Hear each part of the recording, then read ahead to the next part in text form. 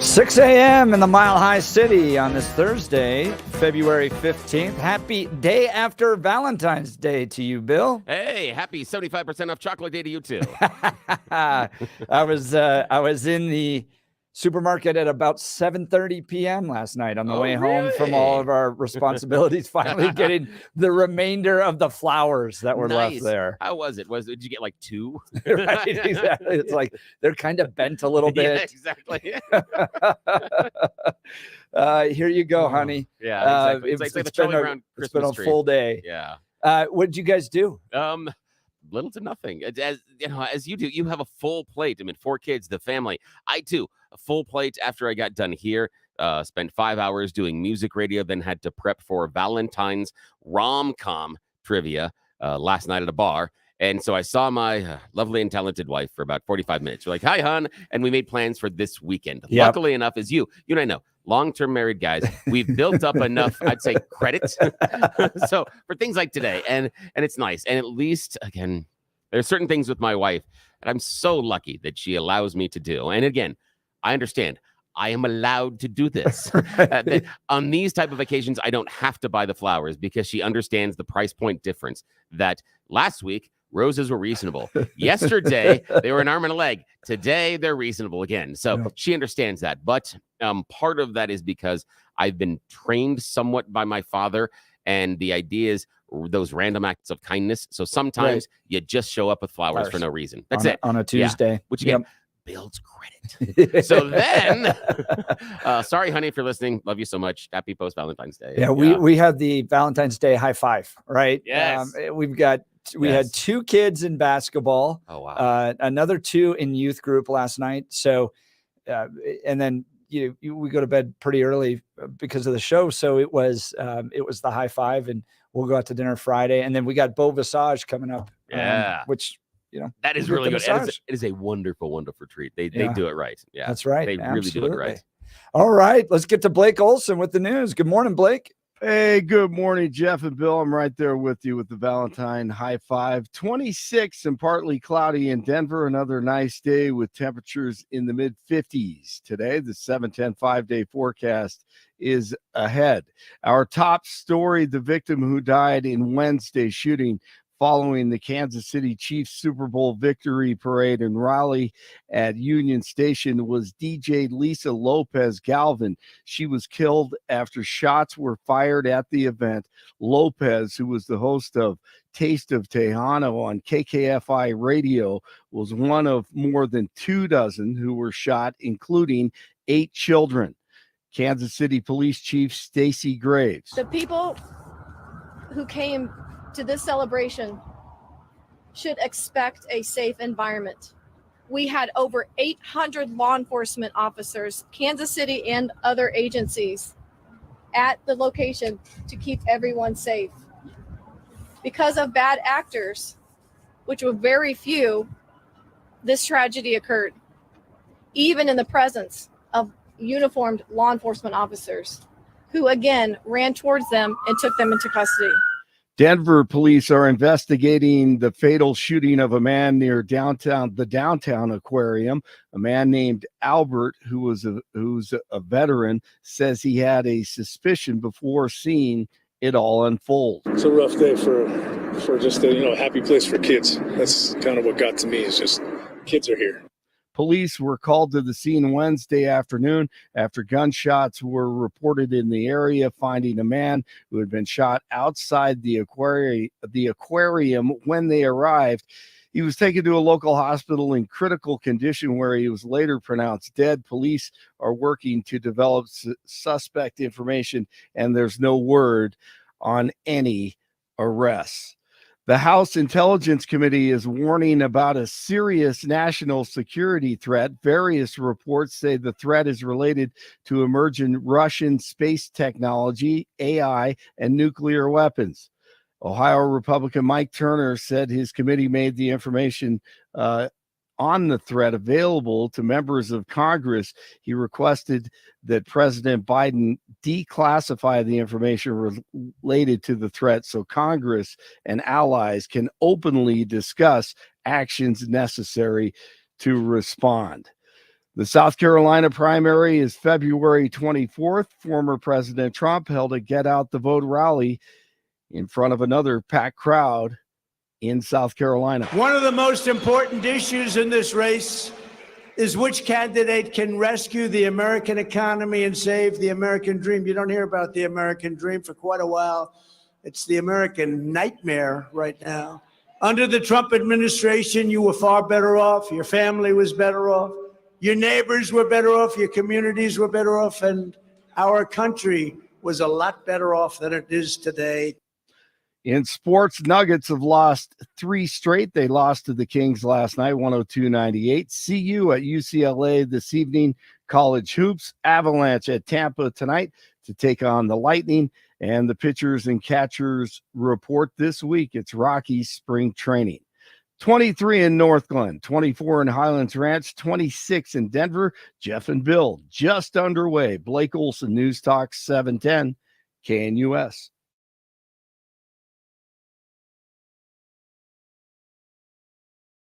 Want to take your favorite radio station wherever you go? Well, now there's an app for that. No matter where you are, stream your favorite shows. Tap the app to listen to podcasts. Talk back to your favorite local hosts. At the tone, leave a message. Call the show. Set your alarm. Enter contests and win prizes. All in the palm of your hand. Available now for iOS and Android devices in the App Store or Google Play. And best of all, it's free. Download today.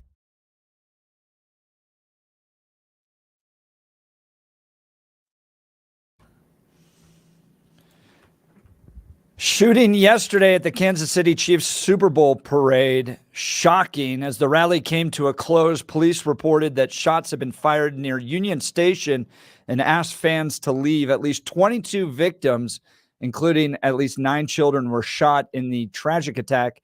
Kansas City Police Department confirmed on Wednesday. There was a radio DJ that was killed. 3 people have been detained for investigation. And it comes after, Super Bowl MVP Patrick Mahomes, Travis Kelce, and the rest of the Chiefs addressed the crowd downtown in Kansas City. Here's why this is relevant for us. The parade would be considered a sensitive space. And what Blake just said, 800 law enforcement nearby. And these 3 guys, I'm guessing they're guys. I don't know if they're guys. All it says right now is that they have 3 suspects. But these 3 guys were able to get that many shots off and to harm that many people. I mean, that many amount of kids is amazing. And Democrats here in the state of Colorado want to specifically ban guns from those types of places. This is from Channel 7. Colorado legislators to consider banning guns from, quote, sensitive spaces.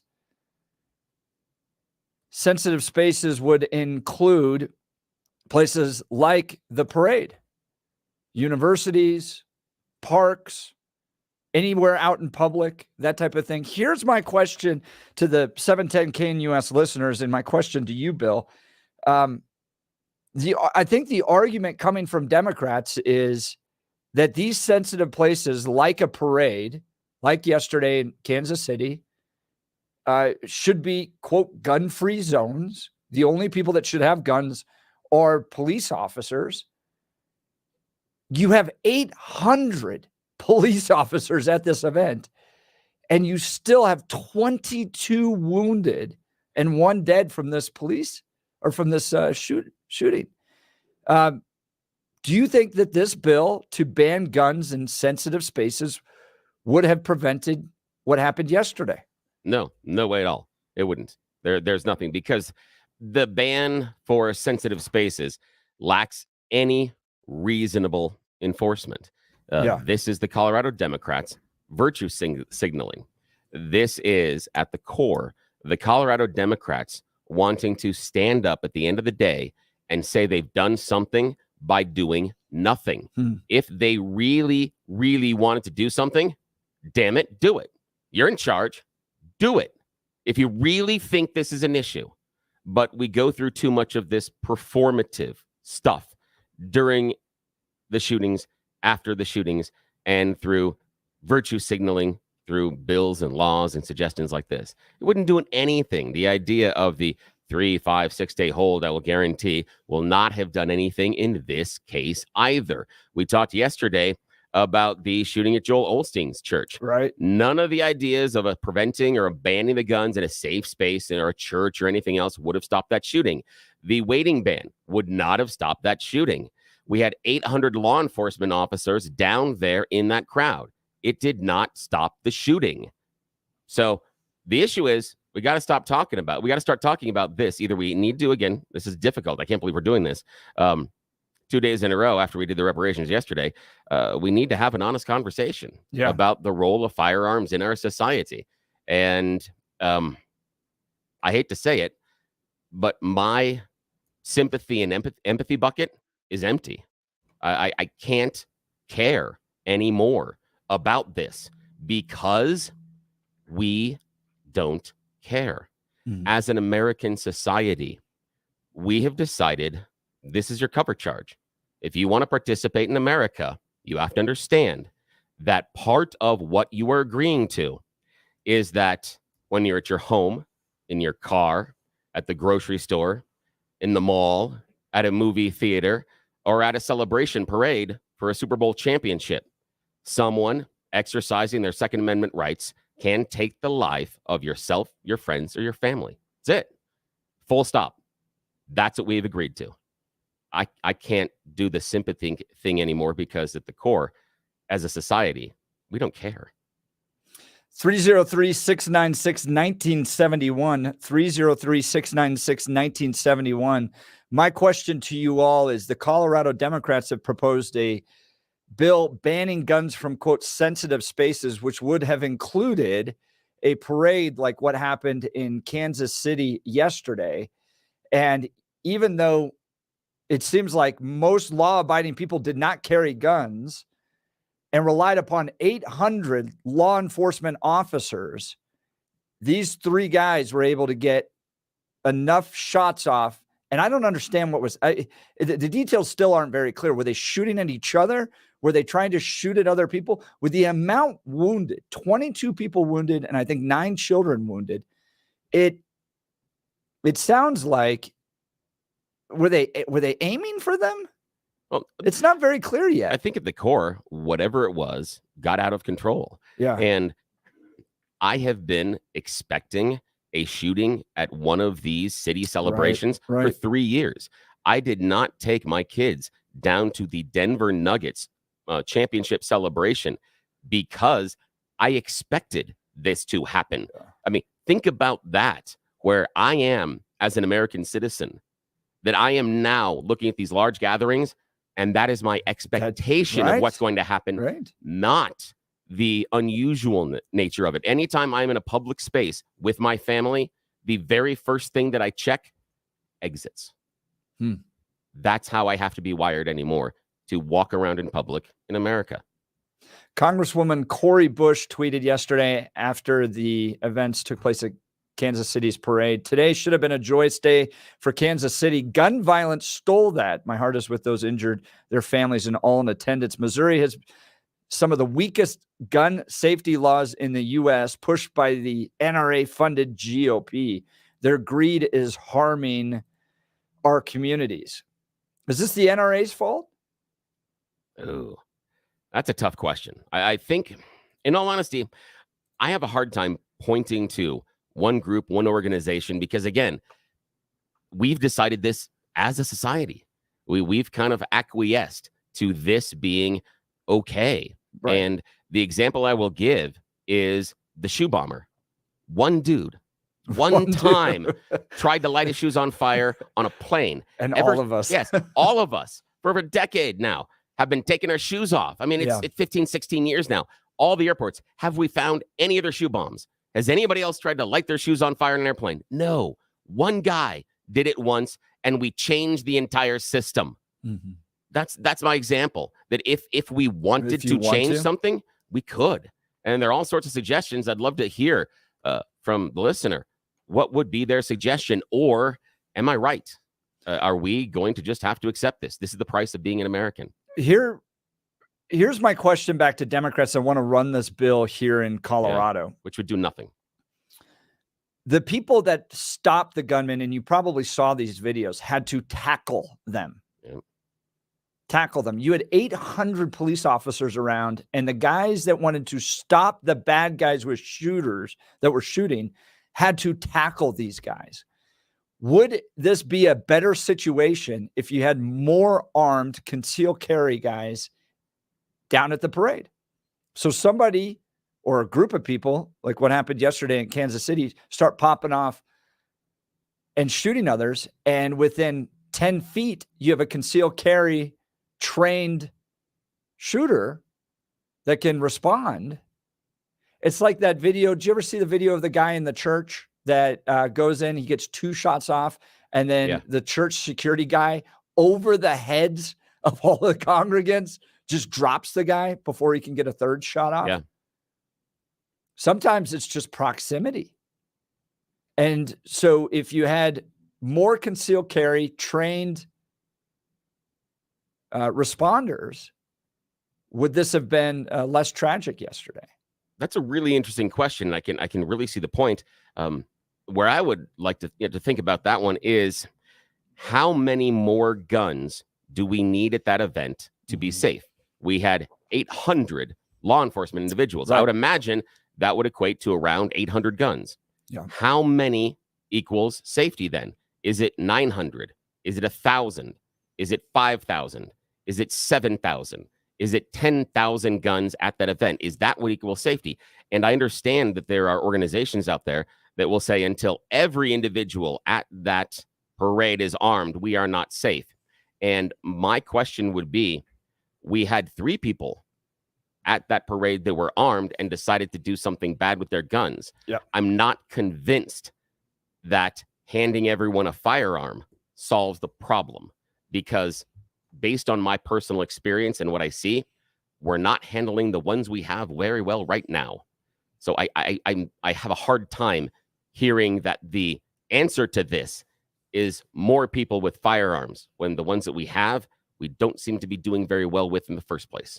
To your point earlier, I don't think that America's ever going to drop the Second Amendment. It's too critical to who we are and our identity. And maybe cover charge is the right language for that, because the Second Amendment is not rooted in hunting or self-defense or those types of things. It's rooted in the idea that you have a well-armed citizenry that can keep an oppressive government at bay, whether that's our government or a invasion from a Chinese government or whatever it might be. We value that. We value well-armed citizenry. That's part of the equation. That's only half of the equation, given the conversation between Federalists and anti-Federalists, in my opinion. Yeah. There's some depth to there, but continue. Yeah. So I don't think that's going away. I don't think we're ever going to be a country that just allows the only people to have guns to be the government.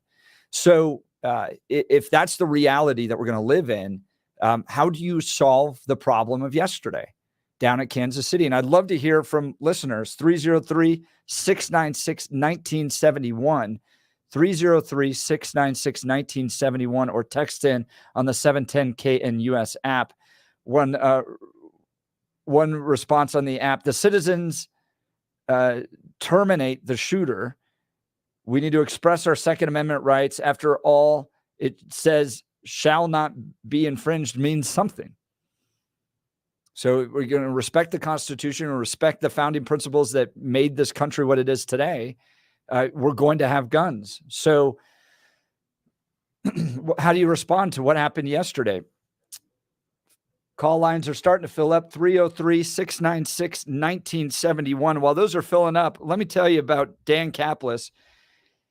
Jeff Hunt here for my friends at the law offices of Dan Caplis. Dan is believed to be the only lawyer in Colorado history to win 5 straight multi-million-dollar jury verdicts in motor vehicle crash cases. Dan and his partner, Babar Wahid, won the largest truck crash jury verdict in Colorado history. The firm's history of 7- and 8-figure settlements and verdicts speaks for itself. They are a firm where good people from all walks of life, without regard to the ability to pay, receive the level of legal representation that the rich and powerful enjoy. Dan Capitalist Law believes that talk is cheap, experience counts, results matter. The firm would be happy to share with you its track record of outstanding jury verdicts and out-of-court settlements. Dan Capitalist Law believes that those who you hire says a lot about you to everyone involved in the case. Believe me, if I was in trouble and needed help, I would want Dan Capitalist by my side in that courtroom.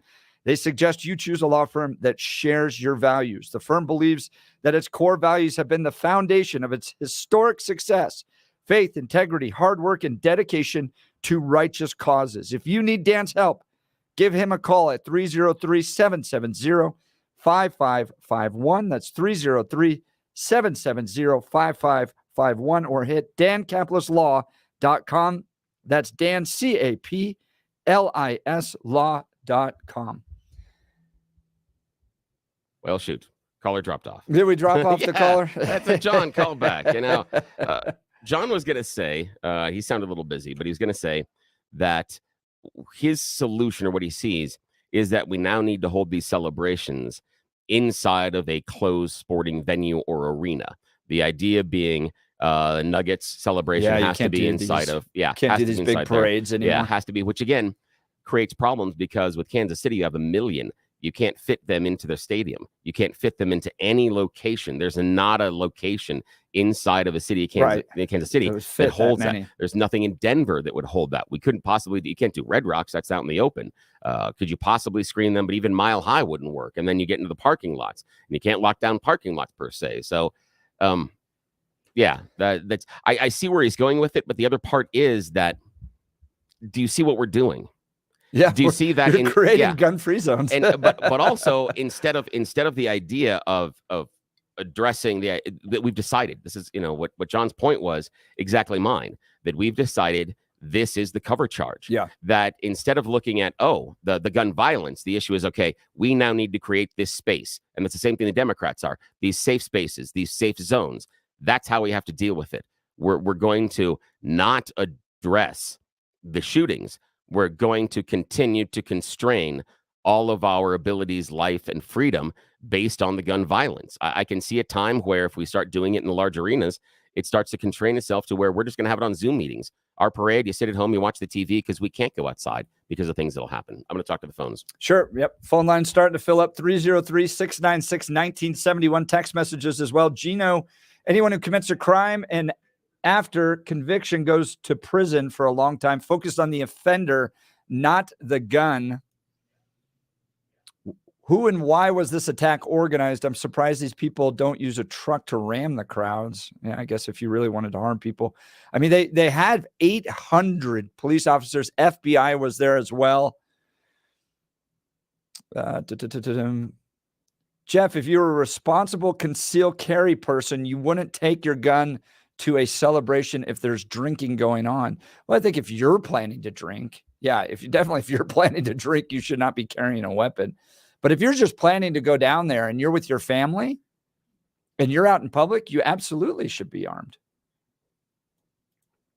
I think you should have your concealed carry if you're going to be out in public with your family. I don't think it's fair for the Colorado Democrats to try to push these sensitive spaces ban, because that's really only going to target those types of people that want to have concealed carry and follow the rules. Pardon me, someone in the audience might be able to help, that I'm under the impression, and again, I can be wrong. I was trying to look it up early this morning, and I can be easily wrong, because that would only be like the 7th time this morning so far that I've been incorrect. I understand that there are somewhat lax concealed carry rules inside of Kansas City. Yeah. That there, in certain areas, open carry is allowed, and you don't necessarily have to have the concealed carry permit, which I think is a different layer. I'm not talking, pro or con. I just want to add that in, that what they're operating in Kansas City is different than what we have here, and it might be closer to what you're looking for. Yeah. And what do you think about that? Yeah. What's interesting to me is that the only people that seemed to have guns down there yesterday were the bad guys and 800 police officers. Yeah. And the folks that actually had to tackle these guys were unarmed. Yeah. So I almost wish that there had been more concealed carry, armed, law-abiding citizens down there, because I wonder if there would have been as many shots, or if they would have had to tackle them. If there could have been one shot, two shot, good guy shoots back and Yeah. That's done. The only thing, and we'll talk about that. We should step aside here in a sec. The only thing we should talk about with that is I understand the premise there. I have a hard time being convinced that in large, complicated situations like that, crossfire helps. Right. That's the part that I can't wrap my head Fair around. critique. Yeah. And the other part then is when someone shows up, how do you figure out who is the good guy with the gun? Because the police don't know. And that happened in Colorado. A good guy with a gun got shot. Happened in Colorado. It's happened numerous times, around the country. There's the Gabby Giffords shooting. There was a guy that was concealed carry inside of the supermarket, and he almost shot one of the people that had taken down the shooter. Wow. Yeah. So again, because it's not a video game, you don't have an aura around the person as you enter into that space and understand these are the people I'm supposed to shoot and these are the people I'm supposed to keep safe. So how do we figure that out? What do we do? Love to hear from you. 303-696-1971. Dwayne, we're going to get to you in just a second. Stick around. You're listening to the Jeff and Bill Show. News Talk 710 KNUS.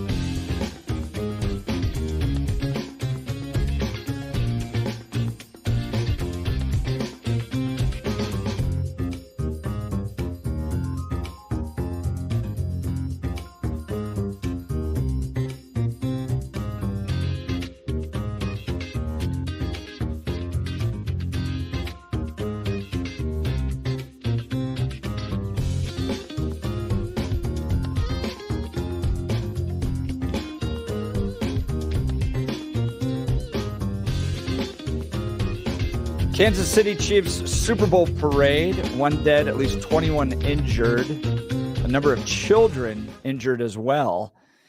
We're talking as to what could have been done to stop this. And let's go to Dwayne in Divide, Colorado. Dwayne, thanks so much for being on the Jeff and Bill Show, News Talk 710 KNUS. I'm getting to the point I think I need a 1099 calling in. I think so too. We appreciate it, brother. Go Yeah, ahead. how you doing? Well, you know, yeah, I appreciate you guys letting me have the extras here. 800 guns from the officers, plus probably a few snipers, and we still had this situation happen. In Wisconsin, the guy drove through with his car. Did we ban cars? And yes, I know it's an apples and oranges item. Is there violence in our society? Yes, there is. Would a trained concealed carry gentleman do something? I hope so. I've worked on doing the massage shoot, where you shoot into the vocal cords, into the larynx. That takes out the spine, so if they have a dead man switch, the body still holds it. Put one in the throat, one in the left eye, because it takes out the cortex, and you're done.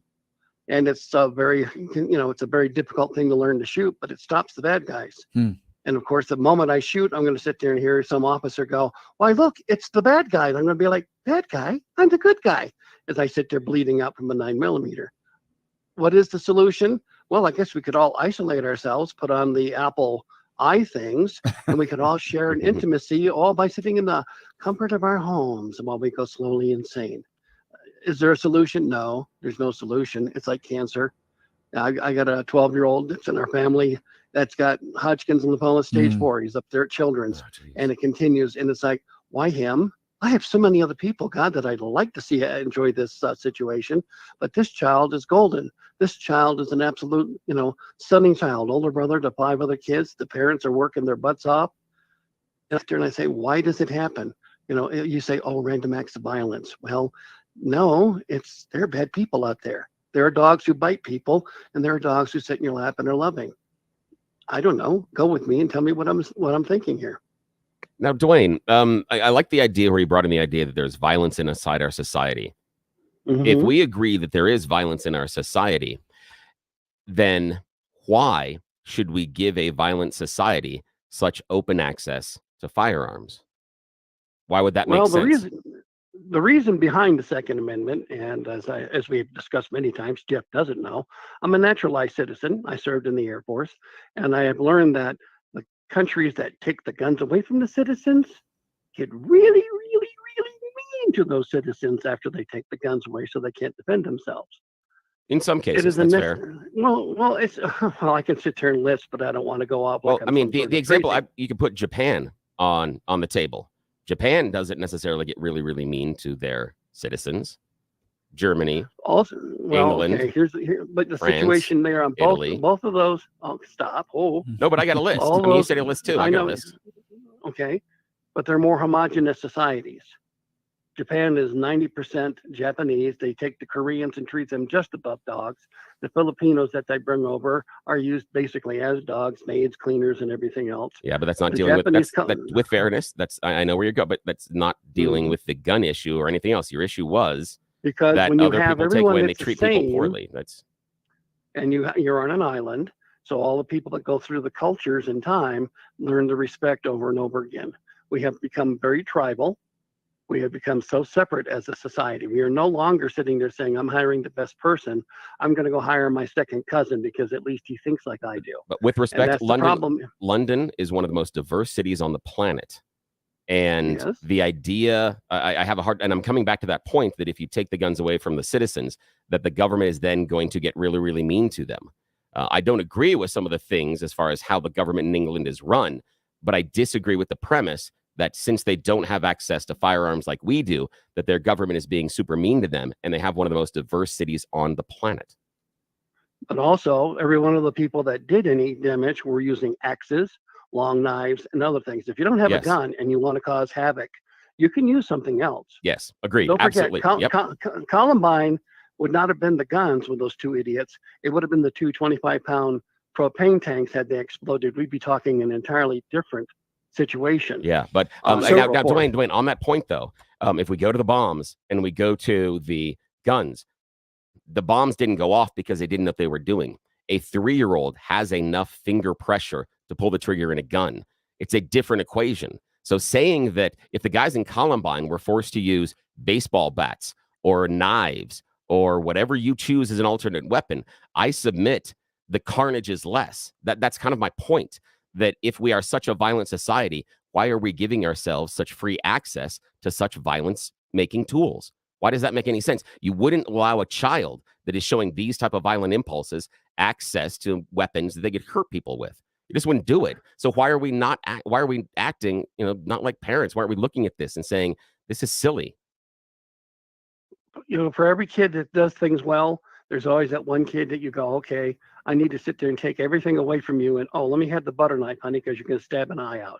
We will always have bad apples. We will always have people who will try to do something. They can't use a gun, they'll use a knife. You can create an explosive fairly easily. My point becomes back to, it's the damage that wants to be done. Yeah. And the easiest way to do it is with the weapon of a situation that has multiple rounds in it. But if you want to cause havoc, if you want to cause damage, there's a lot of options out there to do so. Thank you. We agree. I appreciate that. Yes. We finally got to the agreement point. Yep, absolutely. Yeah, absolutely. Okay. So Joe, thanks, Dwayne, so much for the call. Dwayne's line is open, 303-696-1971. Joe Biden responding to the violence in Kansas City yesterday, saying we need to make our voices heard in Congress, ban assault weapons, limit high-capacity magazines, strengthen background checks, keep guns out of the hands of those who have no business owning them. I wonder if he believes the only people that have business owning weapons are members of the government. But that's their solution. Cori Bush also blaming the NRA for what happened yesterday. Mark had a good point. You have 1 million people at this event and 800 police officers surrounding 1 million people. It sounds like there's a lot of police officers there, but when you compare with the sheer number of people that are there, it's not nearly enough. So you do have 800 police officers. They're not able to stop this. The law-abiding citizens that did stop the shooters had to tackle the guys because they didn't bring weapons.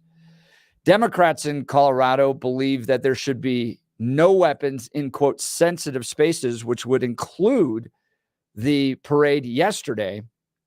So, again, it seems like Democrats want to create safe spaces where the only people that have guns are the bad guys and police officers that are surrounding 1 million people, and law-abiding citizens are going to be left to tackling the bad guys themselves. Let us know what you think would have stopped yesterday's violence, or, as Bill said, this is just part of what you have to deal with. There are car accidents that take place in this country. We don't ban cars. Part of the inevitability of having a well-armed citizenry is that bad guys are going to use their guns against good people. So is the question then to limit guns for good people?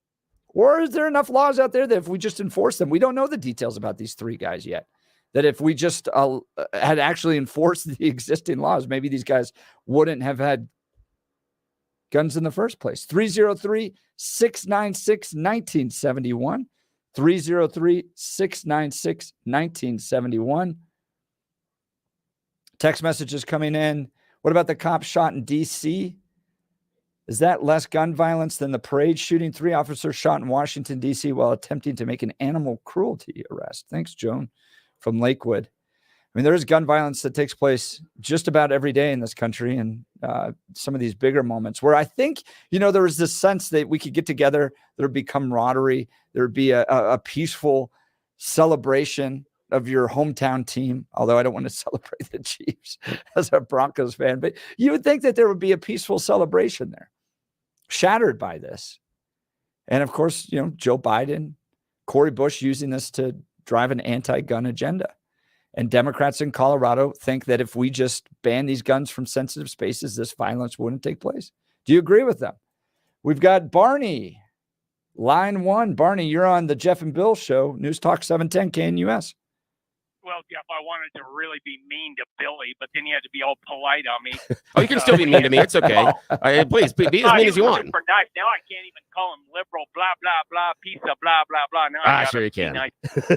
Go ahead. Anyway, look, bottom line is people now are so done with all the politicians and their silly little laws. We're not going to respect your laws.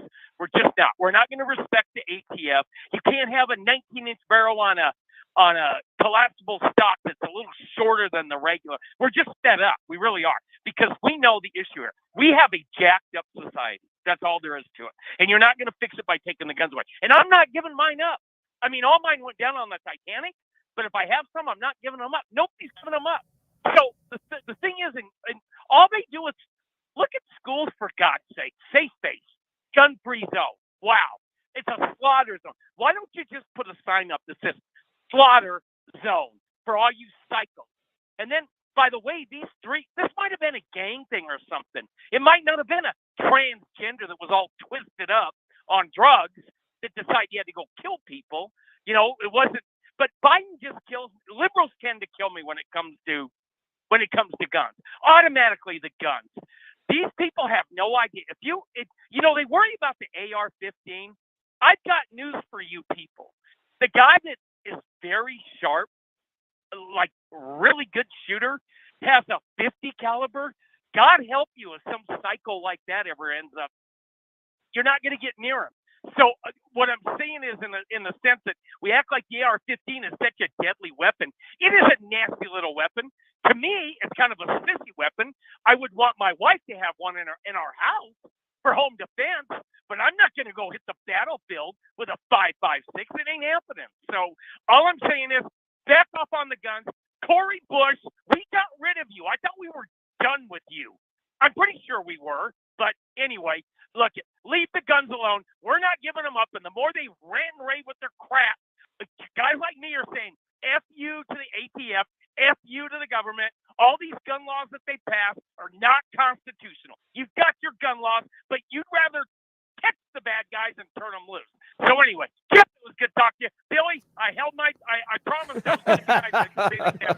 Hey, you're the best. Thank you so much. Thanks, Oh my God. Barney. Barney fired up this morning. Wow. He's going to stand That's for those good, Second man. Amendment rights. Yeah. We'd love to hear from you. Barney's line Love is the open, passion. 303-696-1971. Imagine effortlessly gliding open your cabinets and drawers to reveal neatly arranged shelves that showcase your belongings. With roll-em-out shelves, you'll easily access your pots, pans, and other essentials, eliminating chaos and increasing speed and functionality in your home. Roll-em-out shelves understands that every home storage needs are unique. Whether you're dealing with tight corners or expansive cabinets, your shelves will be custom built to maximize every inch of available space. Joyce and Brent Tolliver, the mom and son dynamic duo, leave satisfied customers wherever they go, and they're all 5-star reviews confirm. Here's what some of the overjoyed customers say. Joyce replied to my initial email and scheduled the estimate quickly. Installation was quick and clean. The shelves are very sturdy and made better than most I've seen.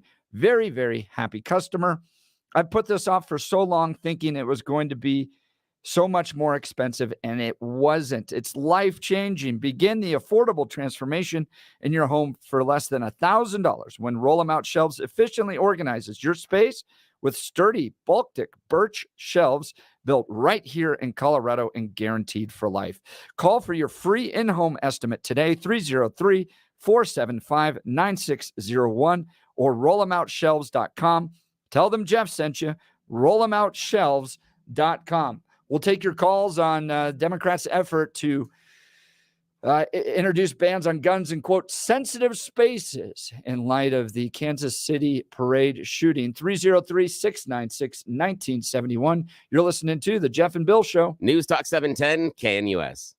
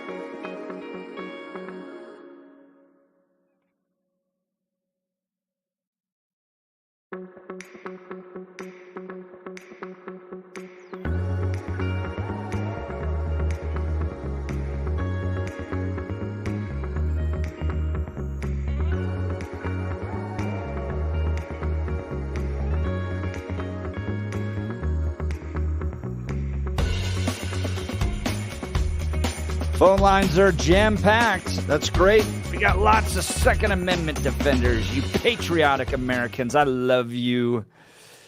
Jeff and Bill show, 710 KNUS. We're going to do You Choose the News, but you guys on the line, Pete, Aaron, Paul, stick around. We'll get to you right afterwards. Bill with You Choose the News. Yes, sir. It's time for us to do the silly stuff. Callers, we'll get to you in a second because it's time to play everybody's favorite fake radio news game show, You Choose the News. We have scoured the interwebs for mere moments this morning for dumb stories about us humans, giving them even more ridiculous headlines to play this fake radio news game, and we are joined by special guest, newsman Blake Olson, who has decided to sully his reputation by participating in this nonsense. Welcome, sir.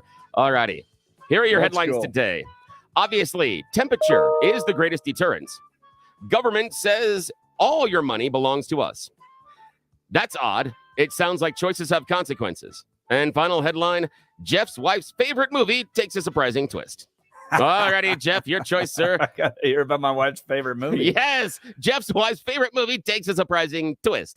Jeff's wife's favorite movie is Twister. See what I did there? It's so clever. I'm an idiot. I love it. Yes. Now we're going actually to India right now. Recently, residents of a small Indian town were told to shelter in place because a tornado was approaching. But this is not your usual tornado. This is one of those freakish nature tornadoes. You've heard of the Sharknado. Get ready for Mosquitonado. It was a tornado of mosquitoes. Residents said it literally looked like a swirling dark cloud of a tornado approaching the town.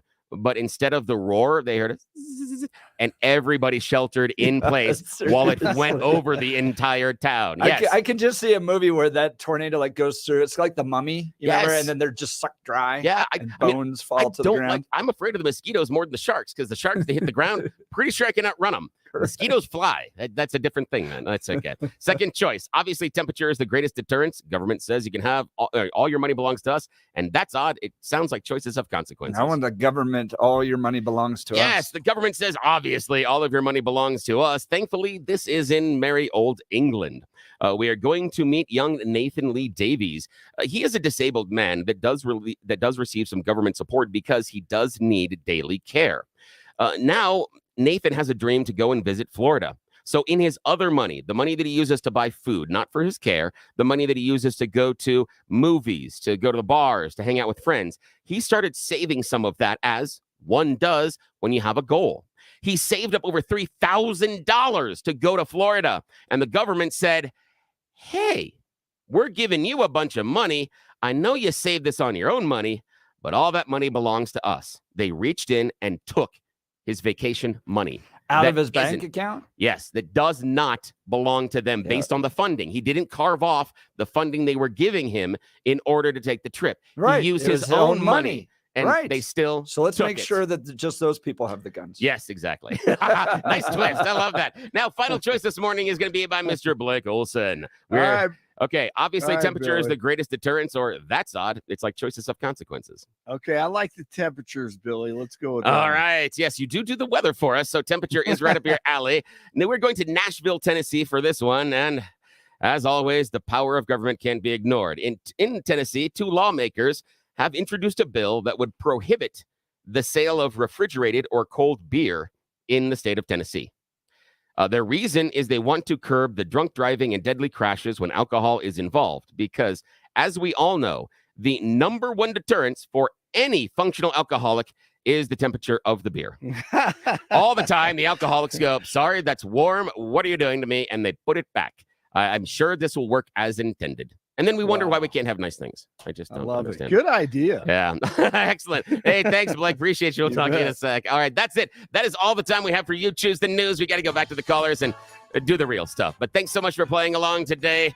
As always, Jeff is the perennial winner, and I'm a giant loser. Back to you, sir. My kids were honestly asking me yesterday, because you announced like we kind of break from the leadership of KNUS to do these. And they're like, really? You guys do that without... Yeah. Well, that is how it started. So we call back to that we did it without asking permission first. So sometimes better act forgiveness. It is. Yeah. But wait, the kids, that's not applying to you. Okay. Just let you know. That's not what Dad says. All right.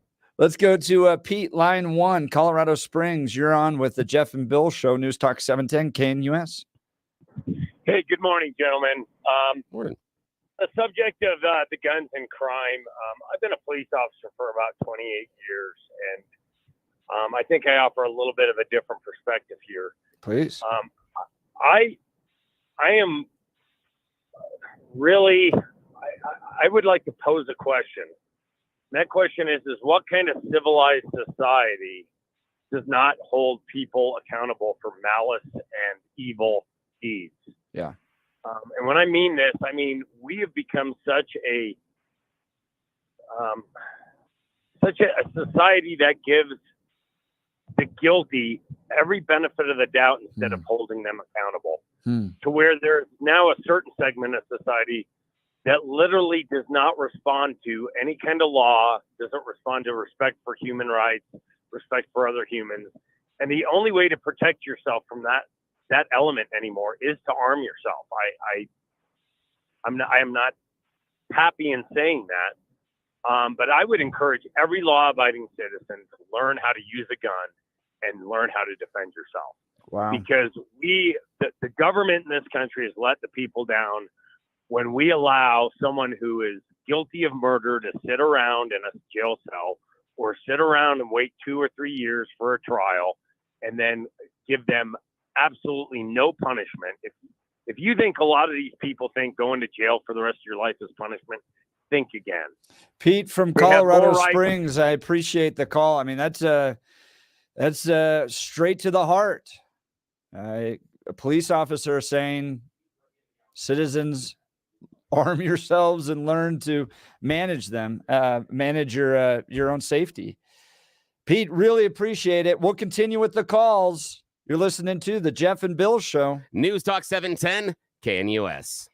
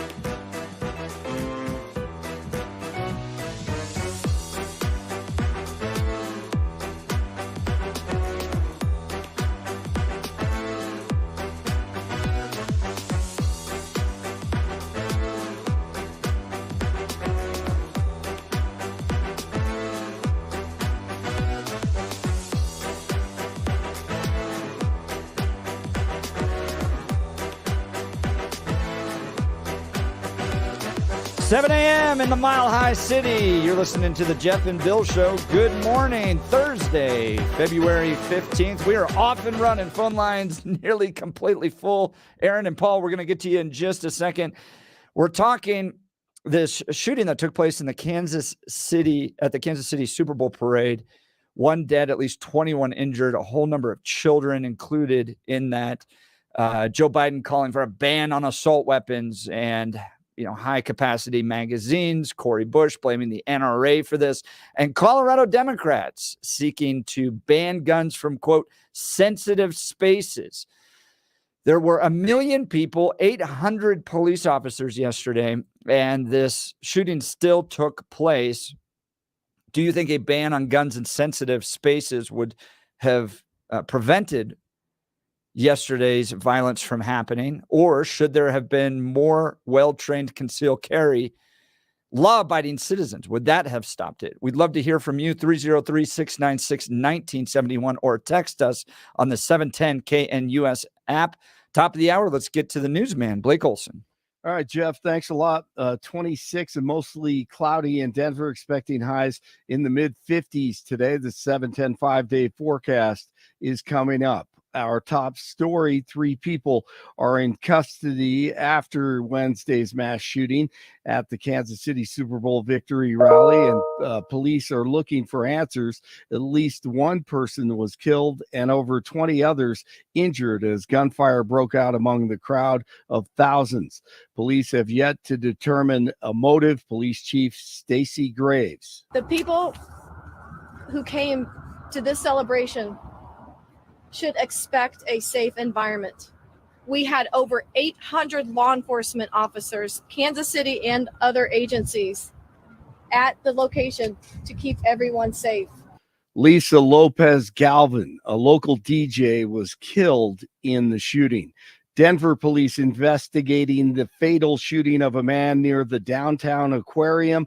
A man named Albert, who's a veteran, says he had a suspicion before seeing it all unfold. It's a rough day for just a happy place for kids. That's kind of what got to me, is just kids are here. Police were called to the scene Wednesday afternoon after gunshots were reported in the area, finding a man who had been shot outside the aquarium. When they arrived, he was taken to a local hospital in critical condition, where he was later pronounced dead. Police working to develop suspect information. No word on any arrests. The House Intelligence Committee is warning about a serious national security threat. Various reports say the threat is related to Russian space technology, AI, and nuclear weapons. Ohio Republican Mike Turner said his committee made information on the threat available to members of Congress. Turner is requesting that President Biden declassify the information. Lawyers for former President Trump will be in court both in New York and Atlanta today. Trump is expected to appear in a Manhattan courtroom this morning regarding allegations that he falsified business records. Last night, he held another rally in South Carolina ahead of the February 24th primary. Our country was a lot better off than it is today. Today, our country is going to hell. It's going to hell. Nobody's ever seen anything like it. Millions and millions of people pouring in from places unknown. America was stronger, richer, safer, and more confident than ever when I was sitting behind that beautiful Resolute desk in the Oval Office. In sports, Nuggets have lost 3 straight. They fall to the Kings last night, 102-98. CU at UCLA tonight in college hoops, and hockey Avalanche at Tampa this evening to take on the Lightning. And baseball just around the corner. Pitchers and catchers report this week. 23 in Englewood, 21 in Boulder, 26 in Denver. Jeff and Bill continue. Blake Olson, News Talk 710 KNUS.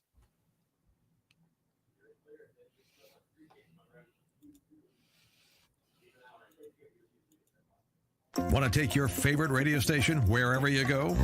Well, now there's an app for that. No matter where you are, stream your favorite shows. Tap the app to listen to podcasts. Talk back to your favorite local hosts. At the tone, leave a message. Call the show. Set your alarm.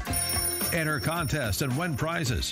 All in the palm of your hand. Available now for iOS and Android devices in the App Store or Google Play. And best of all, it's free. Download today. I got my ballot yesterday in the mail. Got my ballot. Check the box for Donald Trump. Just yours? Not anybody else's? I'm just checking. Yeah, right. Just checking to get to vote for more people. I checked it for Donald Trump, and I dare Jenna Griswold to disenfranchise my vote. I that. Dare you, Jenna. Come on. Let's go to the lines. You guys have been waiting very patiently. Thank you, Aaron. We'll go to Aaron, Paul, and then Jim. Aaron, Denver, you're on the Jeff and Bill show, News Talk 710 KNUS.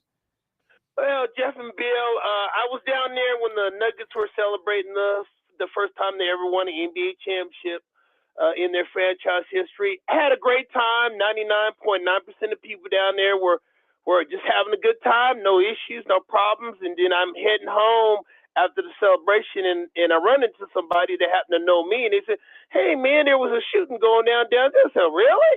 That was news to me. So, I mean, there's always going to be troublemakers in society. You're going to have menaces to society out there. 99.9% of the population, whether they have guns on them or don't have guns, they're not down there to kill anybody or maim any or kill. They're just not there to cause chaos and carnage and all kind of nonsense. You're there to celebrate what the team did. I mean, we've had celebrations in the past when the Denver Broncos won championships or the Avalanche had won Stanley Cups. Never had any problems. Right. Nothing. Right. And then one of these happens, you get all these copycatters. Aaron, you're exactly right. A good text message here as well. Why do liberals always want to make new laws that hurt 99% of law-abiding citizens, but never want to enforce the laws on the books to go after and prosecute criminals? I mean, to your point, Aaron, a vast majority of the people down there are law-abiding. But here's the question I have for you. The law-abiding citizens that were there had to tackle the guys with guns. That was their response. 800 police officers, and it took the good guys tackling to stop it. They couldn't shoot back. Yeah, well, I mean, like I said, though, 99.9% of the people, almost 100% of the people that go to these celebrations, they're not, whether they carry a gun or they, conceal a gun or not, they're not thinking about, carrying a gun down. I mean, you're there to go to a parade. Just think about it. I got to arm myself right to go down and to a parade. I mean, it's a parade. I'm there to have fun. I'm out there to bust out with the celebration music. I'm out here to have fun. I got to arm myself to go down to a parade to have some fun. It's crazy. Well, here, it's Aaron, crazy. now let's talk about that for a sec, because if we return to the question that Jeff asked, that's what Jeff was suggesting, and that's kind of what you were suggesting, that the thing that you're saying, oh my gosh, this is crazy, they need to go down there to a parade to be armed, but that is what I'm hearing as a suggested solution. Do you agree with that? Is that mean, Aaron, that next time you go down to a parade, the expectation is that you need to be armed? I mean, that's crazy. I mean, I guess I just thinking about it, to have fun, to celebrate a team winning the championship, I got to arm myself? Yeah. I mean, that's crazy. I mean, it's like, well, before I step out the door of my house, oh my God, I'm living in constant fear. I mean, everything's coming down. I got to arm myself just to go, I got to shop at King Soopers or Safeway. I better arm myself because who knows, I may come across some piece of ass that's some loser or a piece of ass on planet Earth. So I better arm myself because who knows, I may encounter a piece of crap while I'm shopping at Safeway or King Soopers. I'm sorry. Aaron, I appreciate the call. Thank you. Aaron, I really appreciate the perspective. Thank you. Let's go to Paul, Denver. You're on the Jeff and Bill show, 710 KNUS. Good morning, gentlemen. Good morning. A few items. One, I have a question for you. Do either of you know what the estimates are for lives saved every year with defensive gun use? No, I would love to hear it though. Do you know? I do, and it's an estimate, of course. But you want to take? I'm curious just for you to just take a wild guess. Just first take just a stab at it. I know you understand that. Let's go. You don't know. Let's go. 10,000 lives saved a year. 500,000 to 3 million. Really? And that's from the CDC. Huh. So you know that's probably low. But 500,000 to 3 million every year lives saved from defensive gun use. Now, that might be brandishing a gun. It might be a shot taken. It could be any number of things. Right. It could be Joe. It could be Joe Biden walking out on the front porch and shooting his shotgun into the air. That's right. But it's not Cheney. So here's the other piece. Yeah, I like that. Now, sensitive places. All this stuff, all these gun laws are going to be going out the window because they're all unconstitutional, and 99.9%. It's just a matter of filtering to the Supreme Court, which they're taking a lot of them right now. I've been following them. I've been listening to the oral arguments. A lot of them are finally reaching the Supreme Court. Since there is no historical tradition, no analog for sensitive places other than the very, very, very few places, such as in a courtroom. And that was done back in the day before the Second Amendment, 1791, was passed, because the government provided adequate armed security in that particular location. Otherwise, it was in fact expected and desired that everyone had firearms to use. The only places, again, that were sensitive places were places where the government provided that adequate security. Now, you talk about 800 people and 1 million people. Obviously, there's no way to protect from a huge crowd. So, personally, I avoid those places, and I carry. I mean, I just, finished parking after an hour drive in the Denver metro area. I carry every day, and I have a concealed permit, etc. I'm not freaking out when it's just part of my getting dressed. I went out for a nice dinner last night with my wife. I carry. It's really that simple. I never want to use it in that way, but if I have to, I have it. And I don't get into, I avoid conflict, that level of conflict. I'll walk away from it, but sometimes it comes at you. That's the reality. And that is in fact that 500,000 to 3 million every year. So what you're giving up when you try and take people's arms away, how many people have died from gun use? If you take away the highest percentage, which is suicide, if you take that away, then you're left with a very small number of people dying from offensive gun use, the bad guys, right? Compared to 500,000 to 3 million every year. Paul, I really appreciate the stats. Thank you so much. A text message here. 1 million good people, 800 good cops with guns, 3 bad guys with guns. It's not the guns, it's the bad guys. 9449. Thank you. Let's go to Jim in Denver.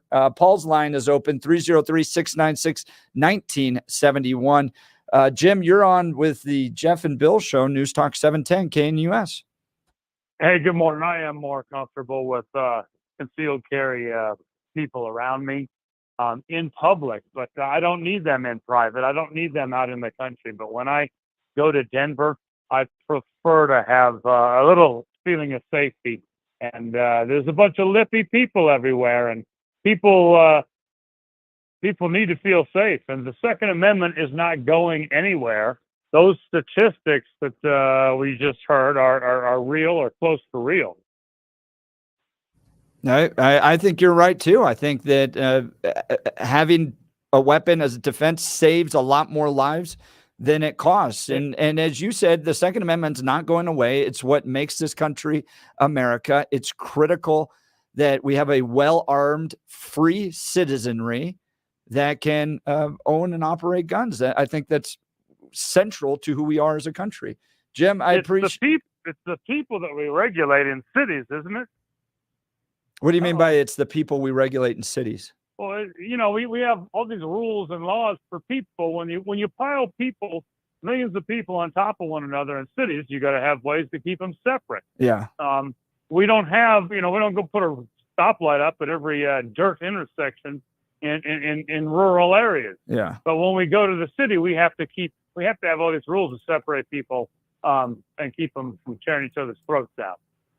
So there's got to be common sense. It's the people that we have to regulate. So these people that are allowed to go into the middle of a crowd with guns and drugs or all these other evil things, they're the ones that need to be regulated. So there's a reason why all these people got shot, and somebody will get to the bottom of it and tell it to us. And realistically, it wasn't the fact that they were allowed to have guns. It's the fact that there's something wrong with their brains. So yeah.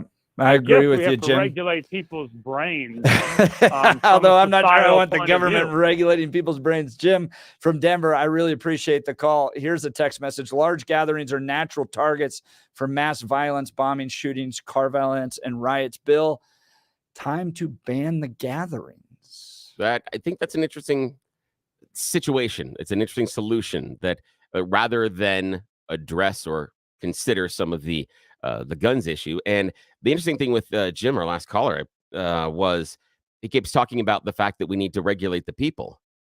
I'm not certain that's really what he meant, only because the more regulations on the people would mean things like more background checks, would mean more hurdles in order to. So I have that question. I have that question when we talk about the idea of, we had these 3 bad people inside the crowd that had a gun. I think that makes in some cases the point I am, that is, we have decided as America, this is your cover charge in order to participate. And even our concealed carry caller, a couple callers ago, talked about how he doesn't go into certain areas anymore, even though he has a firearm. Right. And that's the conversation we're not having. It's the idea that we are acquiescing all of these individual liberties and freedoms based on this, the idea of what's going on in our country with guns. And I am surprised that in a country in which we yell and scream about our freedom so much, that we're so okay with these evaporating because the of idea this. of getting rid of those events. That's exactly right. Phone lines 303-696-1971, 303-696-1971. We are an amoral society. Dumb libs can't erase guns. I think the solution is trafficking. They think the solution is trafficking more immigrants into our towns and putting pressure on communities and services. Text us in on the 710 KNUS app. Lynn, we'll get to you in just a second. I want to talk to the men out there. You've heard a lot about how treating low testosterone can improve sleep, your workouts, and your energy levels and more.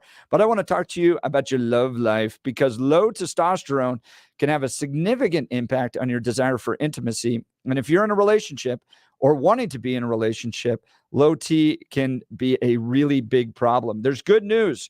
Go to RockyMountainMen'sClinic.com to take the low TQ quiz on their website. It's a simple 10-question quiz with yes/no answers. It takes 2 minutes. Then schedule a consult with Rocky Mountain Men's Clinic, a Colorado licensed medical provider.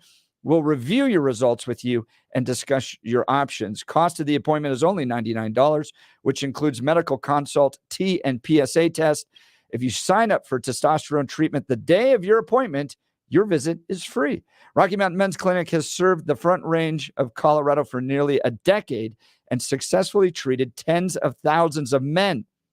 Call them today at 720-440-7900 or visit RockyMountainMen'sClinic.com. Get that fixed, gentlemen. It'll help you out a lot. All right, let's go to Lynn, line 2, Denver. You're on the Jeff and Bill Show, News Talk 710 KNUS.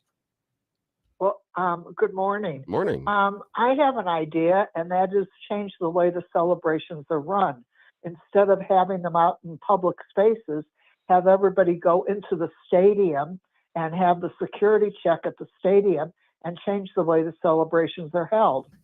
I want to say to Bill's point here, aren't we giving up freedoms in order to do that? Aren't we essentially granting the premise that a gun-free zone is what's necessary to host these? So we're going to go into the stadium. We're going to go through metal detectors.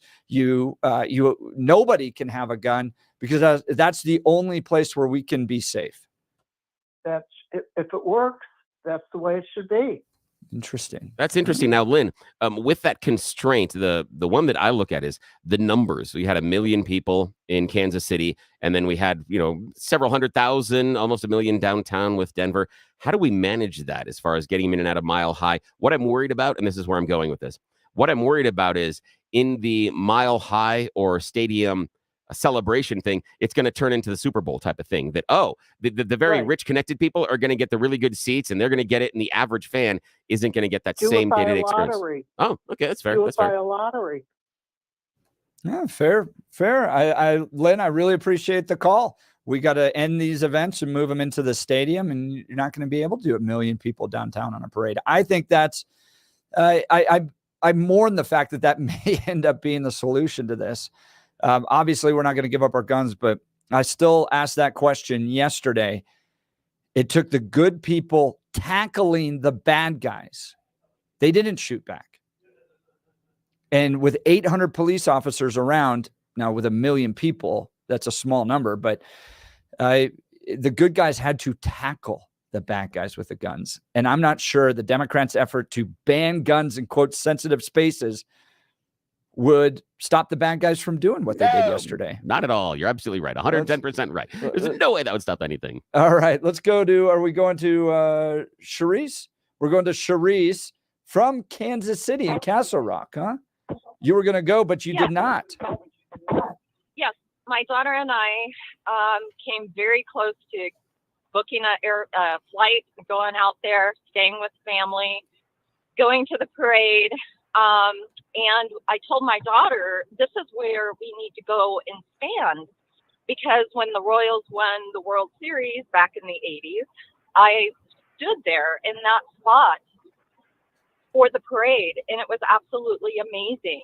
It was so much fun. So I said, this is where we all need to stand. And that is exactly where the shooting took place. Really? Jeez. Well, are you scary. thanking God you weren't there?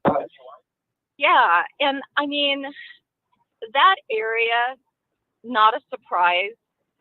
I think it probably had something to do with gangs, because that particular area, it's getting kind of bad in that region. So of Kansas City, Missouri, because that was where it was.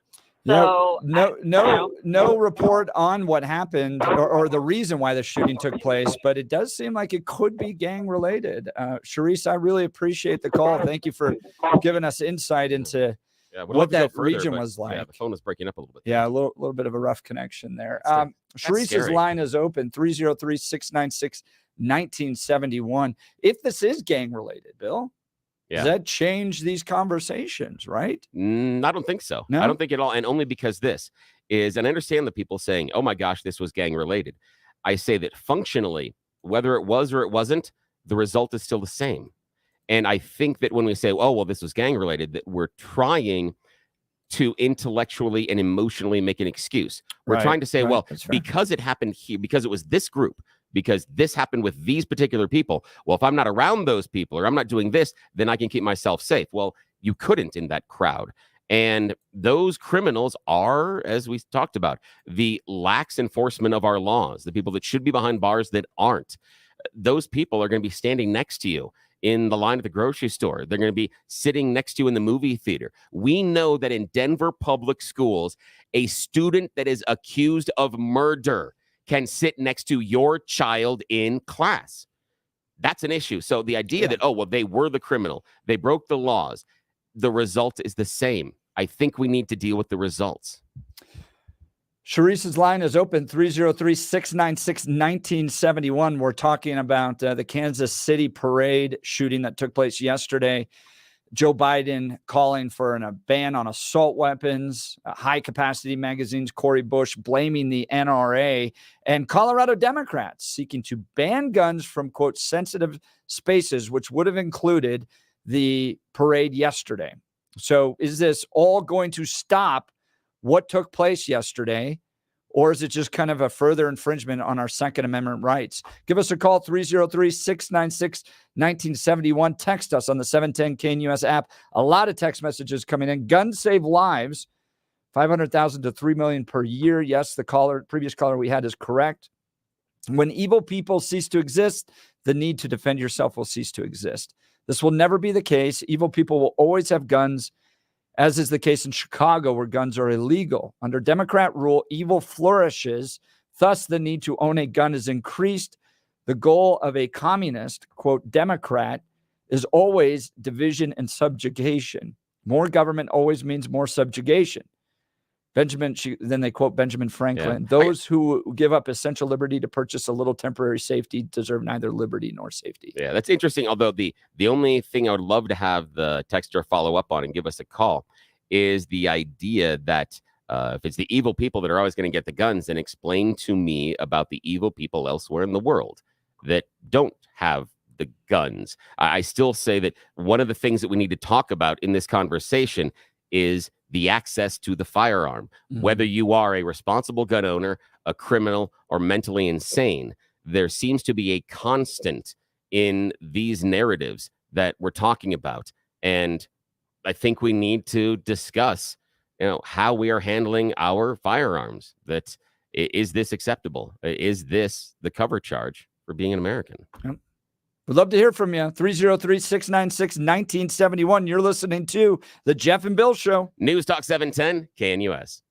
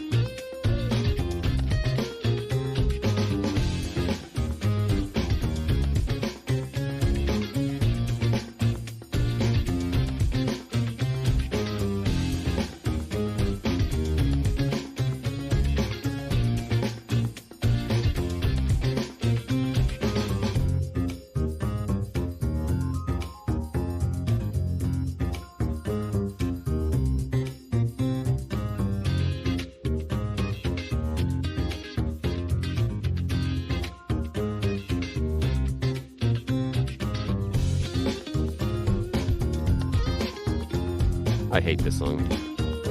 I do. The passion. Blind Melon, man. Yeah, I hate Is this this the one with the like little bee? No. The bee girl. The yes, bee it's girl. the bee girl. The bee girl. Yeah, There you this go. for me is a self-check. I hate this song, but it was super popular. It is one of the biggest reminders, and to the listener, why I understand I'm self-aware enough to know that I'm not right all the time. Hate this song, but everybody else loved it. So again, I'm not always right. There you go. Yeah, I just different. appreciate the humility. Let's go to Jacqueline in Sydney, Nebraska.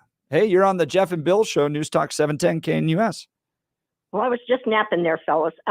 Listen, what I wanted to say is my dad, was World War II veteran. He was a sheriff in Colorado before World War II and after World War II.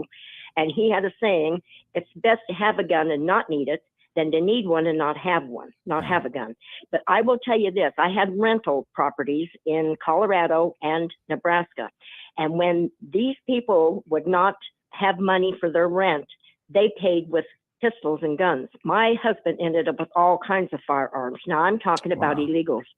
These were illegal, and I rented to them. Some of them, I rented to women that had children, and some of the places would have at least 20 men living there. And my husband, he would let them go ahead and pay with a gun. They all had guns. Now, how are they getting them? You've got 1 million people or more now in the last 4 years you don't know nothing about. And I'm telling you, I don't know a person that doesn't conceal carry or open carry. I don't know anyone here. Yeah. Well, I believe in that old saying that God didn't make men equal. Samuel Colt did. If you're going to face somebody that's bigger, stronger, especially if you're a woman, I'm trying to collect rent checks and facing some houses with 20 guys in it. Yeah, you better be armed.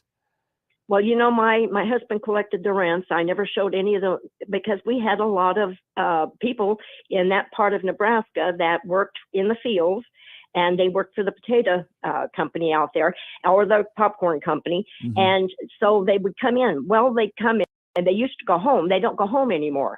They blend into the interior of the United States. I even see them here now. I mean, I've had them across the street camping out in the park here. But, we don't know anything about it. And I think they're not going to get rid of guns. They're not going to take guns out of the hands of decent law-abiding people. They're never going to do that because we outnumber them.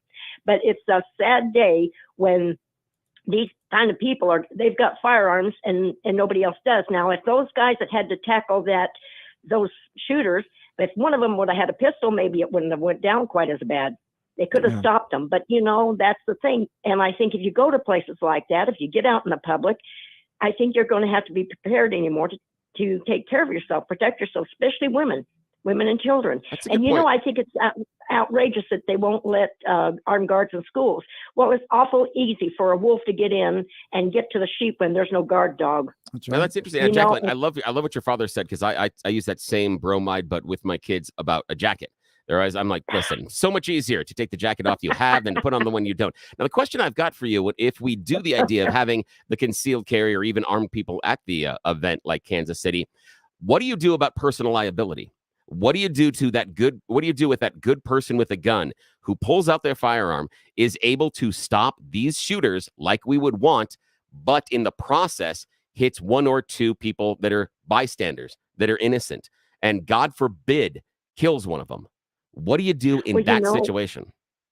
It would be hard to call. You'd have to be, I couldn't make that call. All I would be doing is I would be trying to save as many lives and stop this guy. And, sometimes there might be people around that might get injured, might get hurt.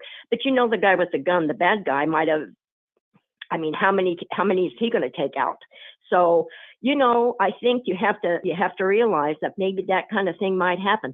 They need to really crack down on what they do. The punishment needs to meet the dang crime, and they don't do that. There's no fear anymore in these people because they get slapped on the hand told, there's no fear. These kids have no fear of anything. They simply don't. Jacqueline, that's what Pete, a police officer, called in just in the previous hour. And just said, we've created a society where there aren't any real serious consequences, and that just compounds itself. And you end up with people shooting at a parade. You're a father. Yep. 4 kids. Yep. And talk to me as a father about the idea behind discipline, expectations, and Mhm. punishment. And where I'm going with this is the idea of offering that corrective behavior and Yep. punishment early on so that you don't have, as the child grows older, the disciplinary and the issues later.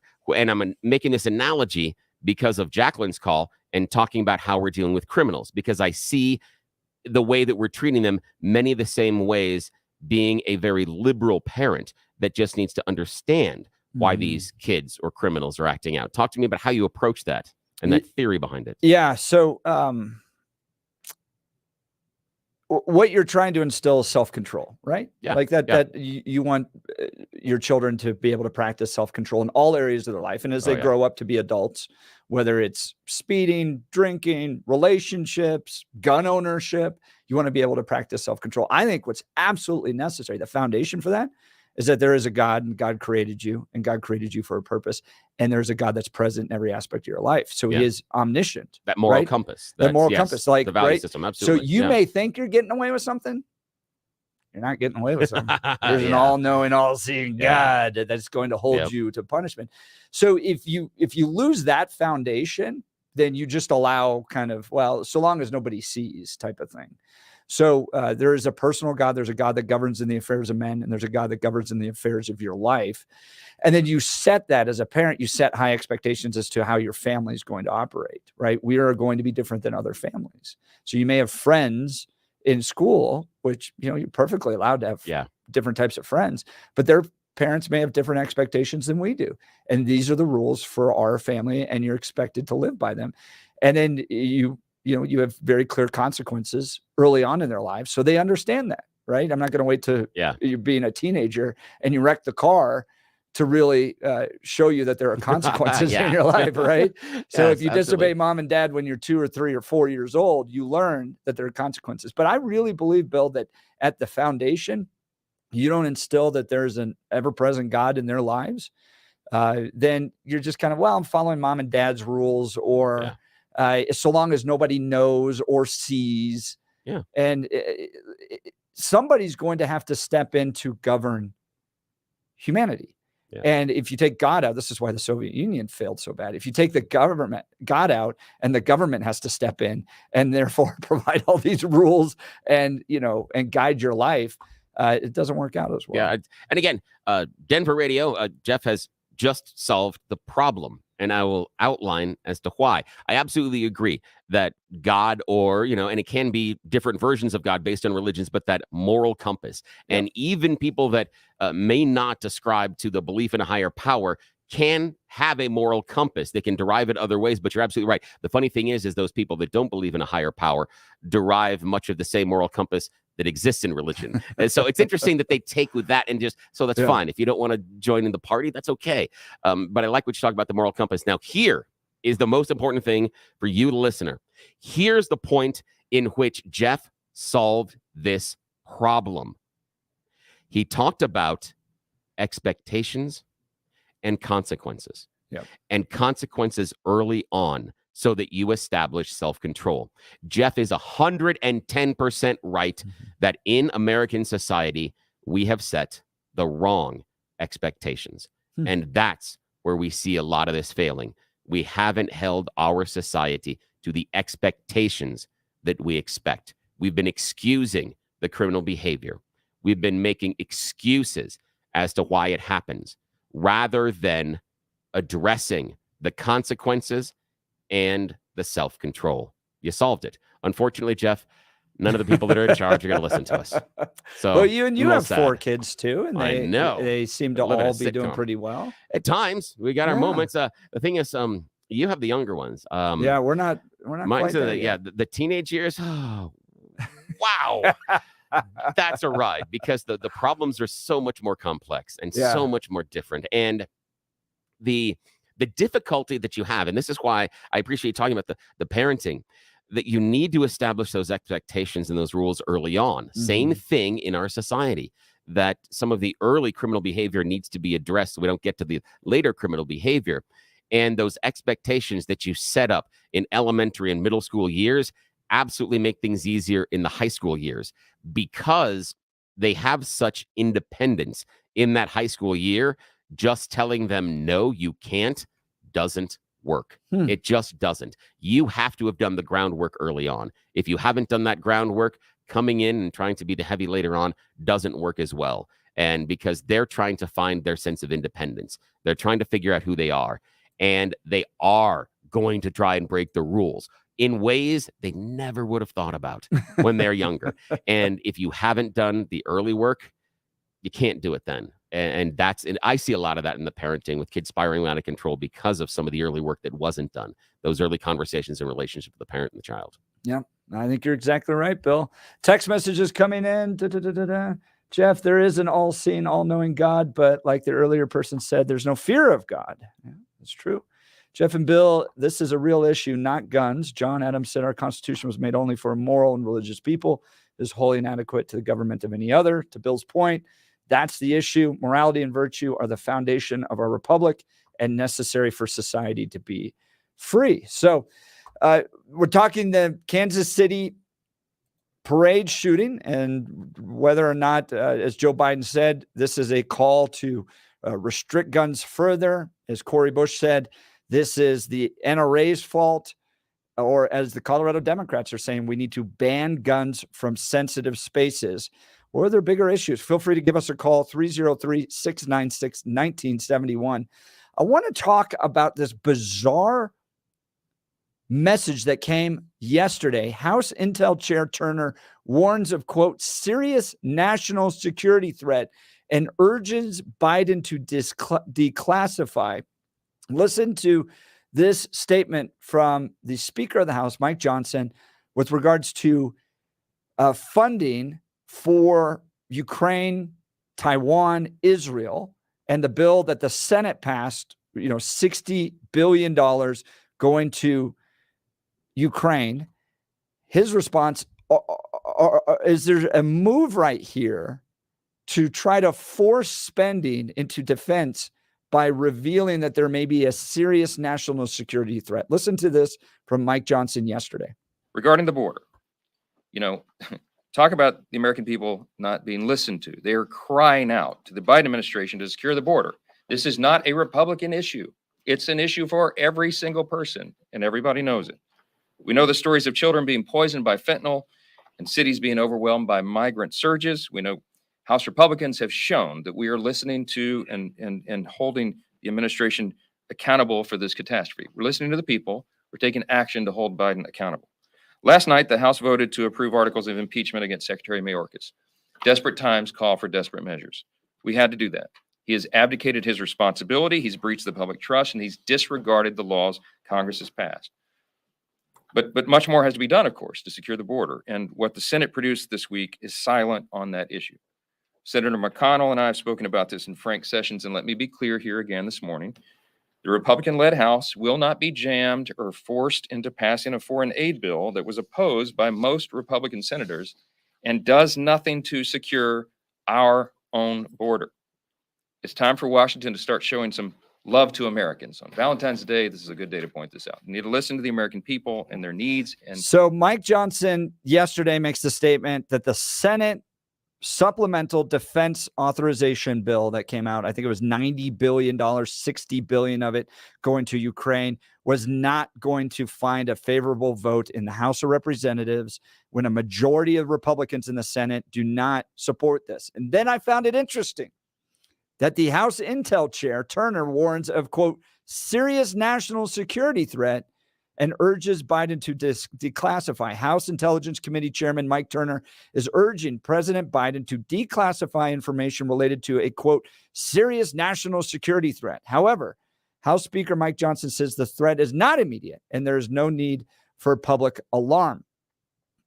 Hints coming from people that this, quote, serious threat has to do with Russian capability, noting that they may be able to attack satellites and are trying to display that. So is this uniquely timed to try to force Mike Johnson's hand into this defense authorization bill? I'd love to hear from you. Do you trust this? 303-696-1971, or should Mike Johnson stay the course and say we're not going to be sending billions of dollars into Ukraine, Taiwan, and Israel if we don't solve the border first. 303-696-1971. Give us a text on the 710 KNUS app. You're listening to The Jeff and Bill Show. News Talk 710 KNUS.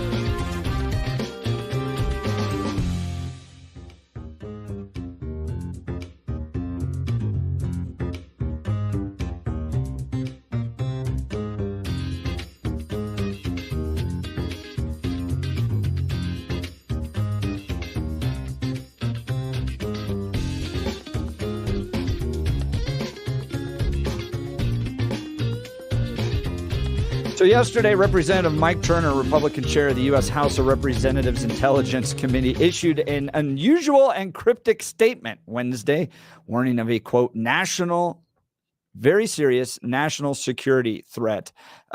This is how the White House responded. This has got to be one of the worst answers to a question about, are we facing an imminent national security threat imaginable? Have you been paying attention? This may be one of the worst. I was surprised at Trump press secretaries.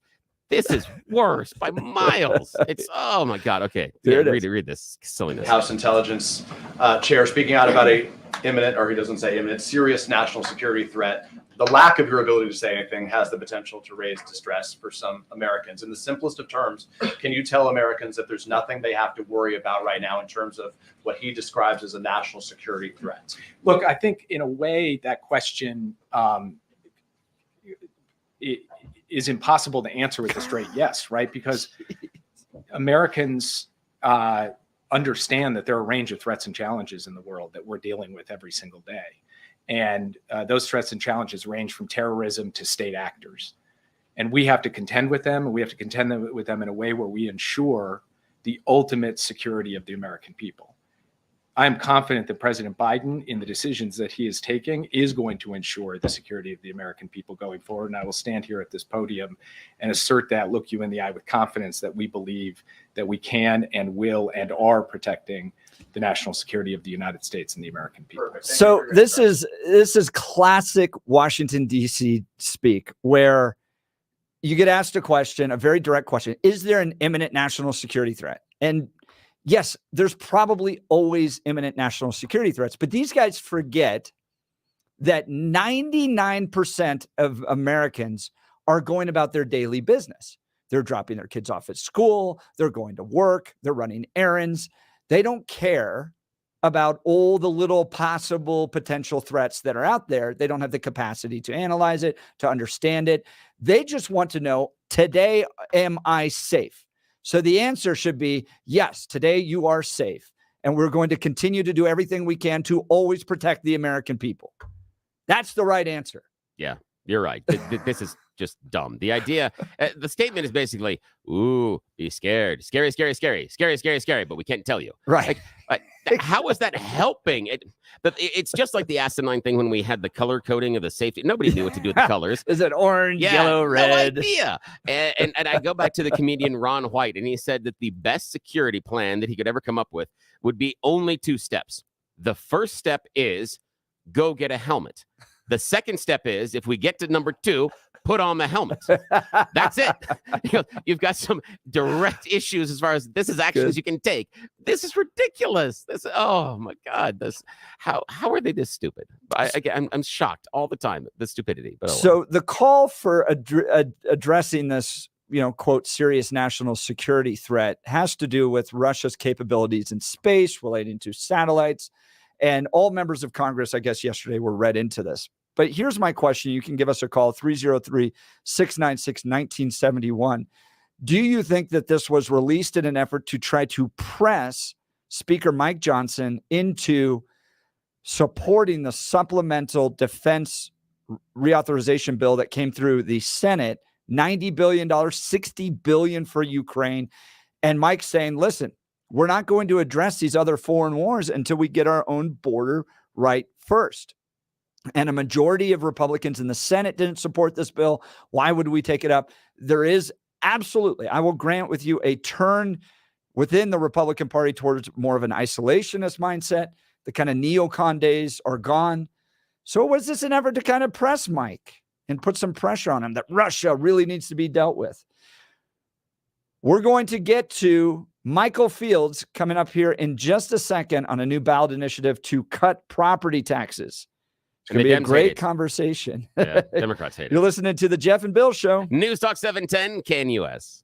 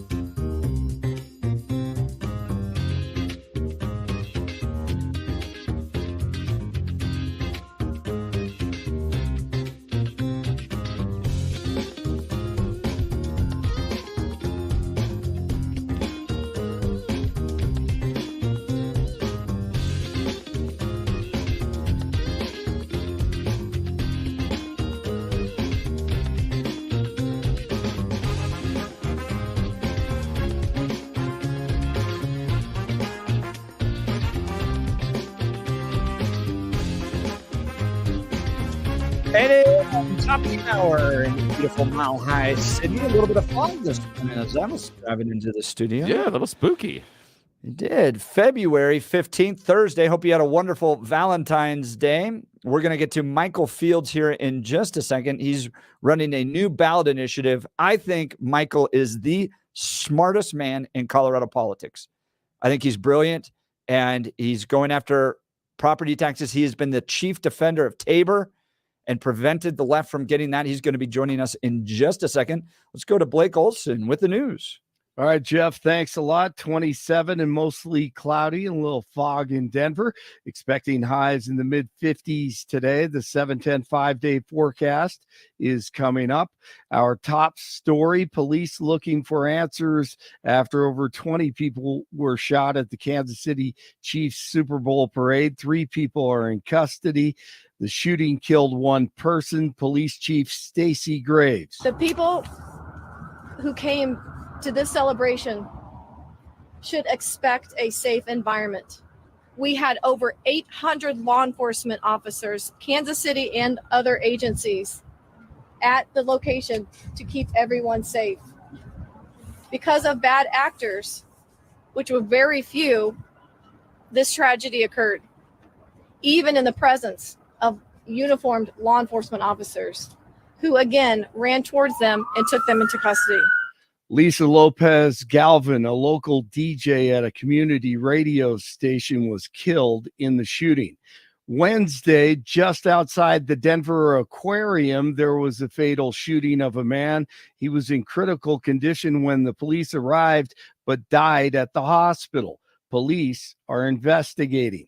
Last hour, right here on the show, Pete, a longtime police officer, called in and said he believes everyone should protect themselves given how criminals think today. Society that gives the guilty every benefit of the doubt instead of holding them accountable, to where there's now a certain segment of society that literally does not respond to any kind of law, doesn't respond to respect for human rights, respect for other humans. And the only way to protect yourself from that element anymore is to arm yourself. The House Intelligence Committee is warning about a serious national security threat. Various reports say the threat is related to Russian space technology, AI, and nuclear weapons. Ohio Republican Mike Turner said his committee made information on the threat available to Congress. Lawyers for former President Trump will be in court in New York and Atlanta today. Trump is expected to appear in a Manhattan courtroom this morning regarding allegations that he falsified business records. Trump campaigned last night in South Carolina. One of the most important issues in this race is which candidate can rescue the American economy and save the American dream. You don't hear about the American dream for quite a while. It's the American nightmare right now. Under the Trump administration, you were far better off. Your family was better off. Your neighbors were better off. Your communities were better off. And our country was a lot better off than it is today.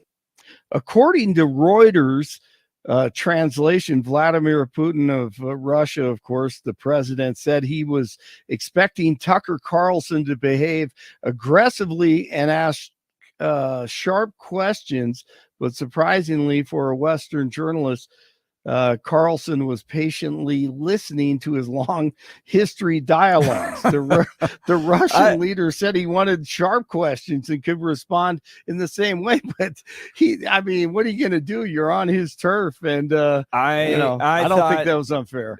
We had Peter Boyles on Friday last week to discuss this. The day after that was released, totally missed opportunity. Not impressive. I didn't think Tucker did a very good job. And I wonder if Putin's just digging at him because he probably created all these rules for Tucker to follow. Right. He's not just going to allow a Western journalist to go freewheeling. Right. Exactly. You got to make sure you get out of there alive. But I think the objective, he was there for 2 hours. I thought he did a great job. I disagree with Pete. And yeah, I do. Because you wanted to hear, to me, I wanted to hear him speak. And if you broke that thing down into a 2-minute or 6-minute, 7-minute type 60 minutes interview, you would have come away with, oh, wow, that was an incredible interview, because it wasn't edited. It was raw video. Yeah. You break down 2 hours and make it a package that's 6 minutes or 8 minutes.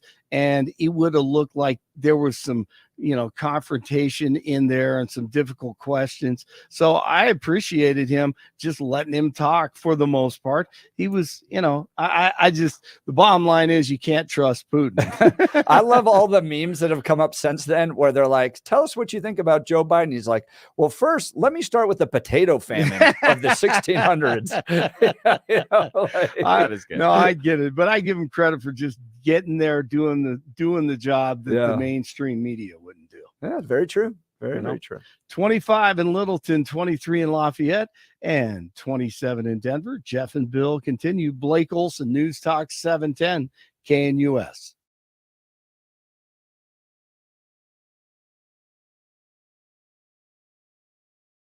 Want to take your favorite radio station wherever you go? Well, now there's an app for that. No matter where you are, stream your favorite shows. Tap the app to listen to podcasts. Talk back to your favorite local hosts. At the tone, leave a message. Call the show. Set your alarm. Enter contests and win prizes. All in the palm of your hand. Available now for iOS and Android devices in the App Store or Google Play. And best of all, it's free. Download today. CBS News Colorado reporting Colorado heavy hitters back ballot measure to cut and cap property taxes permanently. Some of those powerful business and political leaders in Colorado are banding together to head off a historic property tax spike. The unlikely coalition includes some of the biggest supporters and opponents of Proposition HH. They filed initial paperwork for a ballot measure that would permanently cut and cap property taxes in Colorado starting next year. Michael Fields, the president of Advance Colorado, joins us. He said in this report, I would love to never have to talk about property taxes again. And I think most of our listeners would say yes and amen to that. Michael, thanks so much for being on the program. Thanks for having me on, Jeff and Bill. So let's talk. What will this ballot initiative do? Yeah, so basically we all know that property taxes have spiked this year. If people haven't gotten their property tax bill, they're going to get it very soon. In Douglas County, where I am, over 30% increases across the state, over 30% increases in 1 year. And this is at a time when cost of living's high, when, senior citizens have been in their homes for a while and just want to stay in their homes. And there's no end in sight unless we do something about it. And so this would cap property taxes at 4% increases each year, unless voters want to go higher than that. It would also go back to close to last year's tax bill, saying we don't need this 30-40% spike. We need to get something that's under control. And the legislature has failed to act. Since the Gallagher Amendment was repealed back in 2020, they promised they would do something to make sure that property taxes don't go up, and they haven't done it. A lot of what they promised to deliver had to do with Tabor. It got convoluted, right? It didn't just address property tax issues. They tried to throw a whole bunch of other special interest things into that. And that's kind of why the voters weren't thrilled with the special session that took place down at the legislature, right? Yeah, it was just very little property tax relief. Again, we're still paying over 30%. And then they started going after Tabor with Proposition HH, which is why it lost by almost 20 points. They're trying to get too cute with it, trying to take our money. It's about raising taxes. It's about growing government. And, somebody needs to step up. And as citizens in Colorado, we can take something to the ballot and we can say, what is reasonable, right? People's wages are only going up on average 3% a year. So why should the government get 35% or 40%? So it's just one of these common sense things that the people want, but legislators, who want more money, who want to grow government, are not being responsive to the people. And so, yeah, we, brought this coalition together and say, let's go and cut and cap property taxes. We've pulled it. It has a tremendous amount of support. And so, we got to get it through the process, get the signatures, and then hopefully we can fix this problem in the long run. And nobody has to talk about property taxes anymore. One of your coalition partners is Colorado Concern. They were on the other side of you on Proposition HH last year. How did that relationship come together? Who is Colorado Concern, and why is it important to include them? Yeah, so Colorado Concern is one of the is the group with the most CEOs in the state. They were looking at the commercial rate, the business rate going up. Also, just is Colorado a competitive place for people to want to stay, to come, bring their business, etc. And yes, they were on the other side of Prop HH, but in this case, they filed a ballot measure that looked very similar to the kind of stuff we were trying to do. And so we said, why don't we talk about, is there a way to come together and mesh these two concepts? And this is a really good cut and cap measure. In Colorado Concern, really was working with the governor and working with legislators trying to get something done. It just hasn't worked. And so this is where they said, let's team up and see if we can get the resources behind it to get the word out to people. Because once people hear about this, they want to do it. And so we think with this coalition, we're going to be able to raise the money that it'll take to make sure that we pass this in November. So this is a property tax relief. I believe, and you can correct me if I'm wrong, that the Advance Institute may be seeking sales tax relief as well. I know they've done that in previous years. Are there going to be multiple ballot initiatives that address taxes in the state of Colorado? There could be. We've worked with the Advance Institute in the past to cut income tax also twice. Tax, that's over, right. Income over the tax. last couple of years. The governor said he wants to cut the income tax, but then the Democrats shoot it down in committee this week and say no. There's a real lack of leadership from the governor to cut the income tax. I think the income tax needs to be cut. I think property taxes need to be cut and capped. I think there's going to be a lot of measures that end up on the ballot this year. But ultimately, this is this discussion about why are legislators doing what the people don't want them to do? And this isn't just on taxes, it's on crime, it's on education, down the list. And so we want to bring multiple ballot measures, a few that have to do with taxes, but other ones that have to do with crime. I think school choice is going to be under attack here in Colorado. We need that in our Constitution. But safety is a huge issue right now. And so these kind of all work together in saying, Coloradans want people, the cost of living's too high. They want people to be safe. They want education choice. These are things that the people think that legislators really aren't following through with and are really doing the opposite in a lot of ways. Now, Michael, I have a question about some of the people on the other side and the conversations that you've had. The problem that I have and the issue that I'm wrapping my head around is how, in a state in which we are getting Tabor refunds, meaning that the state is collecting too much tax money, that then they're arguing that we obviously need to keep increasing the amount of tax money we are taking from the citizens, either property tax or whatever the hell crazy idea they have, Jello taxes or cheeseburger taxes, whatever. What's that conversation like? How are they saying, even though we have to give the money back, we still need to take more of the money? Yeah, so I think it's an important thing. We are getting these Tabor refunds. We were able to protect that with Proposition HH so we can continue to get those. But a lot of our budget, a lot of our state budget, the fees that happen are outside of Tabor.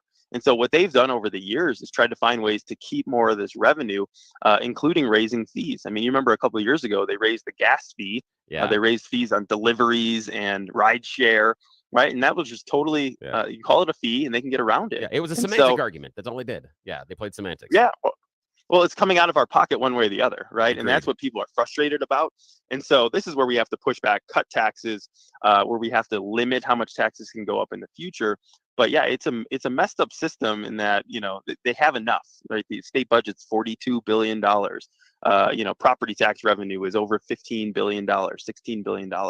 There's enough money there. We're struggling. Families are struggling paying all this. And so that's why groups like ours and the Advance Institute and other groups are coming together to say, we need to keep this under control because this is what the people want. People should have to consent to how much government they want, how big government gets. And legislators really are just ignoring that and doing whatever they want. So we'll file lawsuits protecting Tabor. We'll go after more ballot measures. But it really is an ongoing fight because they just want more revenue. And we are right there behind you on that same side. And I have this question constantly for the liberals and the Democrats that want to talk about increasing our taxes. You're already collecting too much. So how do you justify that you need more? It just is such a problem. It's such a problem in the conversation that their default is that we obviously need more money, even though we're still having excess and sending it back to the taxpayer. It doesn't make any sense. Totally agree with you. Is there something that Democrats have been able to solve with government funding? I mean, like, is there something that they point to and they're like, thank God we got billions of dollars. Otherwise, this would have been a disaster. Well, I think this is the great point, right? Because I care about tax policy because I think it really matters to people's lives. It's, Right. You get taxed out of your house if you're paying too much, et cetera. But the other side of it is, what are they doing with it, right? And government gets bigger and bigger with all this money, puts more regulations in, puts more people going after businesses and individuals. That is, a kind of a bigger side of this discussion is, what's the role of government? How big should it be? And the more money that you give them, the more fees that you give them, et cetera, the more control they're going to have over your lives. So I think, tax is really interesting policy, but it's really that role of government discussion that interests me more and why I do, this type of work. Because I do think there has to be balance. We do want to take care of local fire and law enforcement, and water, et cetera. But, once that's taken care of, now they're just going after it, trying to use it, use that money to control people. And I think that's, where it becomes very problematic. We're talking with Michael Fields. He's the president of Advance Colorado Insititute. Michael, you mentioned a safety ballot initiative. Can you give us any insight into what that might be? Yeah, so there's two that we're looking at. One would give more state money to local law enforcement. You think about, the attack that police and law enforcement have been under in this state, but the people support them. A huge, polling approval for local law enforcement. They help keep us safe. So we have a measure that we're putting through now to get $350 million from the state to these local law enforcement agencies across the state. I think that one's very important. The second one is called Truth in Sentencing. And the Democrats just killed this bill in committee yesterday. Not one Democrat voted for it. And basically what it would do was make sure that violent criminals stay in prison for at least 85% of their sentence. Right now, they're getting out at 43% on average. Really? So we have this high recidivism rate. These are the worst of the worst, right? Kidnapping, rape, second-degree murder. They're getting out at 43% of their sentence on average, and then reoffending, right? And so this is a common sense. You got to at least say for 85%. It's the best polling thing that I've seen in terms of ballot measures. And the legislature yesterday just killed Mike Lynch's bill that would do exactly this. And so we're going to take it to the ballot. I think we win overwhelmingly because people are worried about safety. They're worried about their kids. And, if these people are out on the streets that are violent criminals, not being held accountable. Well, in that case, you have citizens sitting on juries, going through a process of convicting somebody, listening to the actual details of the crime, and then adjudicating a proper sentence as a result of that. And then somebody at some point later, probably a parole board, says, well, we're going to only punish you at 43% of what the original jury or judge decided.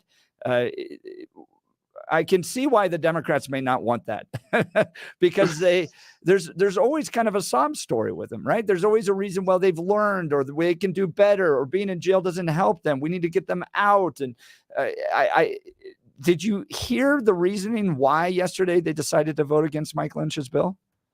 I mean, there was nothing that really made sense beyond we just don't want to raise, we don't want to do anything that keeps people in jail longer, but certain people should be in jail longer. And, the story that I started reading about this a couple of years ago, and it was a story in Aurora where George Brockler put away a person who was impersonating an ICE agent and was sexually assaulting little girls, and puts him away 25 to life. And then after 7 years, he gets out, does it again, 7-year-old Vietnamese girl. And John Kellner has to put him back in jail. And I said, why is that person out after 7 years if they got 25 to life? And realize that this is happening across the board. They're only, the parole board's letting them out. They're getting good time, earned time, 43%. The federal level is that 85%. So we said we at least should make it that. And again, enormous support because people don't even know this is going on. They're unaware. But imagine you're that 7-year-old's family and say, why wasn't this guy in jail if he was caught doing this 7 years ago and got 25 to life? So that's really where it started. And I think it's a really good bill. Unfortunate the Democrats won't do anything. But again, that's why we have to use the citizens initiative process to get this thing on the ballot and get it passed. When I've worked in the past down at the state legislature, they've generally been pretty open to school choice. Even Democrats tend to support it. Jared Polis, for instance, has his own charter school. You mentioned that school choice may be threatened here in Colorado. What did you mean by that? We're talking, by the way, with Michael Fields, the president of Advance Colorado Institute. Yeah, so for a long time, it has been a bipartisan agreement between Democrats and Republicans that school choice is important. We've had charter schools for 30 years here in Colorado. You're starting to see bills that go after charter schools first. I think that they're going to start going after homeschool, private schools, and all this stuff is in statute, right? It's just a law that says, we're going to allow this or allow charter schools, et cetera. They can shut that down at any point. And yes, Jared Polis is a supporter of charter schools, but he's not going to be there forever. And as you see, these legislators who are getting appointed a lot of times go further and further to the left. And as you see people choosing other routes, right? Less people in neighborhood schools, more people in other schools, you're starting to see these bills that are going to make it harder and harder for charters to operate.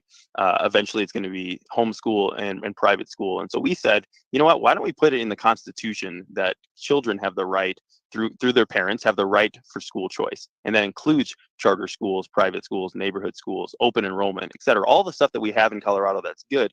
I'm worried that that's going to be under attack. If we put it in the Constitution, that allows us to do lawsuits if they're trying to take away that right at any time. So I think this is another one that polls very high. People like school choice after COVID especially, but it's something that worries me with the crop of legislators and potentially whoever takes over governor after Jared Polis could be very anti-charter, anti-school choice. So we need to do something about it now. Advance Colorado Institute. It sounds like you guys may be possibly running 3 ballot initiatives. Is that right? Could be 4. We're still getting as many on as we can. But yeah, it's a lot of work. It's a lot of money. But again, if people want something, they should be able to vote on it. And legislators are blocking a lot of this stuff. Well, the one that's bringing this to the news right now, CBS News reporting, Colorado heavy hitters back ballot measure to cut and cap property taxes permanently. I remember talking to John Caldera that sometimes when he gets his income tax reductions just onto the ballot, they don't even have to spend any money once it gets onto the ballot because people are just very happy to check that box to have less taxes. Colorado is a unique state.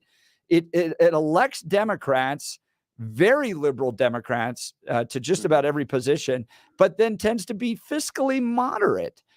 So just getting this on the ballot means that hopefully we'll get some property tax relief. Michael Fields, how do people connect with Advance Colorado Institute and support the work that you're doing? Yeah, advancecolorado.org. We're on all the social media sites too, but we would love for people to follow us, keep up with our work that we're doing. It's just so important to really get these issues out there, educate people. So advancecolorado.org. And you'll be out collecting signatures for these, right? We will in the next few months. Yeah, we got to have everything in by August. So over the next few months, and we'll let you know how people can sign once we're out there doing it. Yeah, that's going to be really important. You got to be discerning too, because there'll be a lot of efforts to get things on the ballot, and not all of them are good. So double check, make sure you're reading when you get approached at the supermarket, you're reading what that is actually going to be about. But Advance Colorado on the front lines of protecting your property taxes, of securing school choice, of protecting our law enforcement and safety issues as well, and maybe some other ones. So we'll have to see. Michael, I really appreciate you being on the show today. Thanks for joining us. Thanks for having me on. Yeah, thank you so much. All right. Well, friends, glad to see that we may be seeing some property tax relief here in the state of Colorado. And it's definitely not going to come from the legislature. But I got to tell you, guys, for those of you with a full head of hair, congratulations. Studies show that one of the most attractive physical features is a full head of hair. Want to know the least attractive and most aging? Well, it's hair loss. No amount of car, house, property tax relief, or success can make up for that thinning or balding, as it leaves the greatest lasting physical impression. It doesn't have to be that way. Advanced Hair has the quick one-day solution to your hair loss. It's the same treatment that worked for me. No more expensive pills or special shampoos, just your very own natural hair, guaranteed to grow. And with Advanced Hair, your new hair can grow for life. Advanced Hair has improved tens of thousands of lives, including top radio personalities across the country. Did I mention your own natural hair begins to regrow the very next day? For your free consultation, call 720-459-HAIR. And if you qualify, get $250 off and 250 free hair grafts. AdvancedHair.com. What a treat it was to host Michael Fields there as I mentioned at the intro, I think he is one of the smartest, most brilliant tacticians that this state has when it comes to conservative issues and finding a way to advance them in a state that continues to hand Democrats more and more power. Yeah. So connect with Advance Colorado Institute. Follow Michael Fields on Twitter if you really want to be around the smart guys that are figuring out a way forward. Yeah. Don't always listen to us. That's good. Now, I appreciate that Michael has this ability to slice through the BS. Yes. He's really good at taking apart the Democrat smokescreen and functions really well at exposing their weaknesses and the weaknesses in their arguments. And if we have more people that are attacking the issues like Michael, I honestly think that we can see a sea change inside of Colorado, but we need more people that are attacking the issues like him. That's exactly right, Bill. We'd love to take your calls, 303-696-1971. That's 303-696-1971. Love to hear calls from you or text us on the 710 KNUS app. You're listening to The Jeff and Bill Show. News Talk 710 KNUS.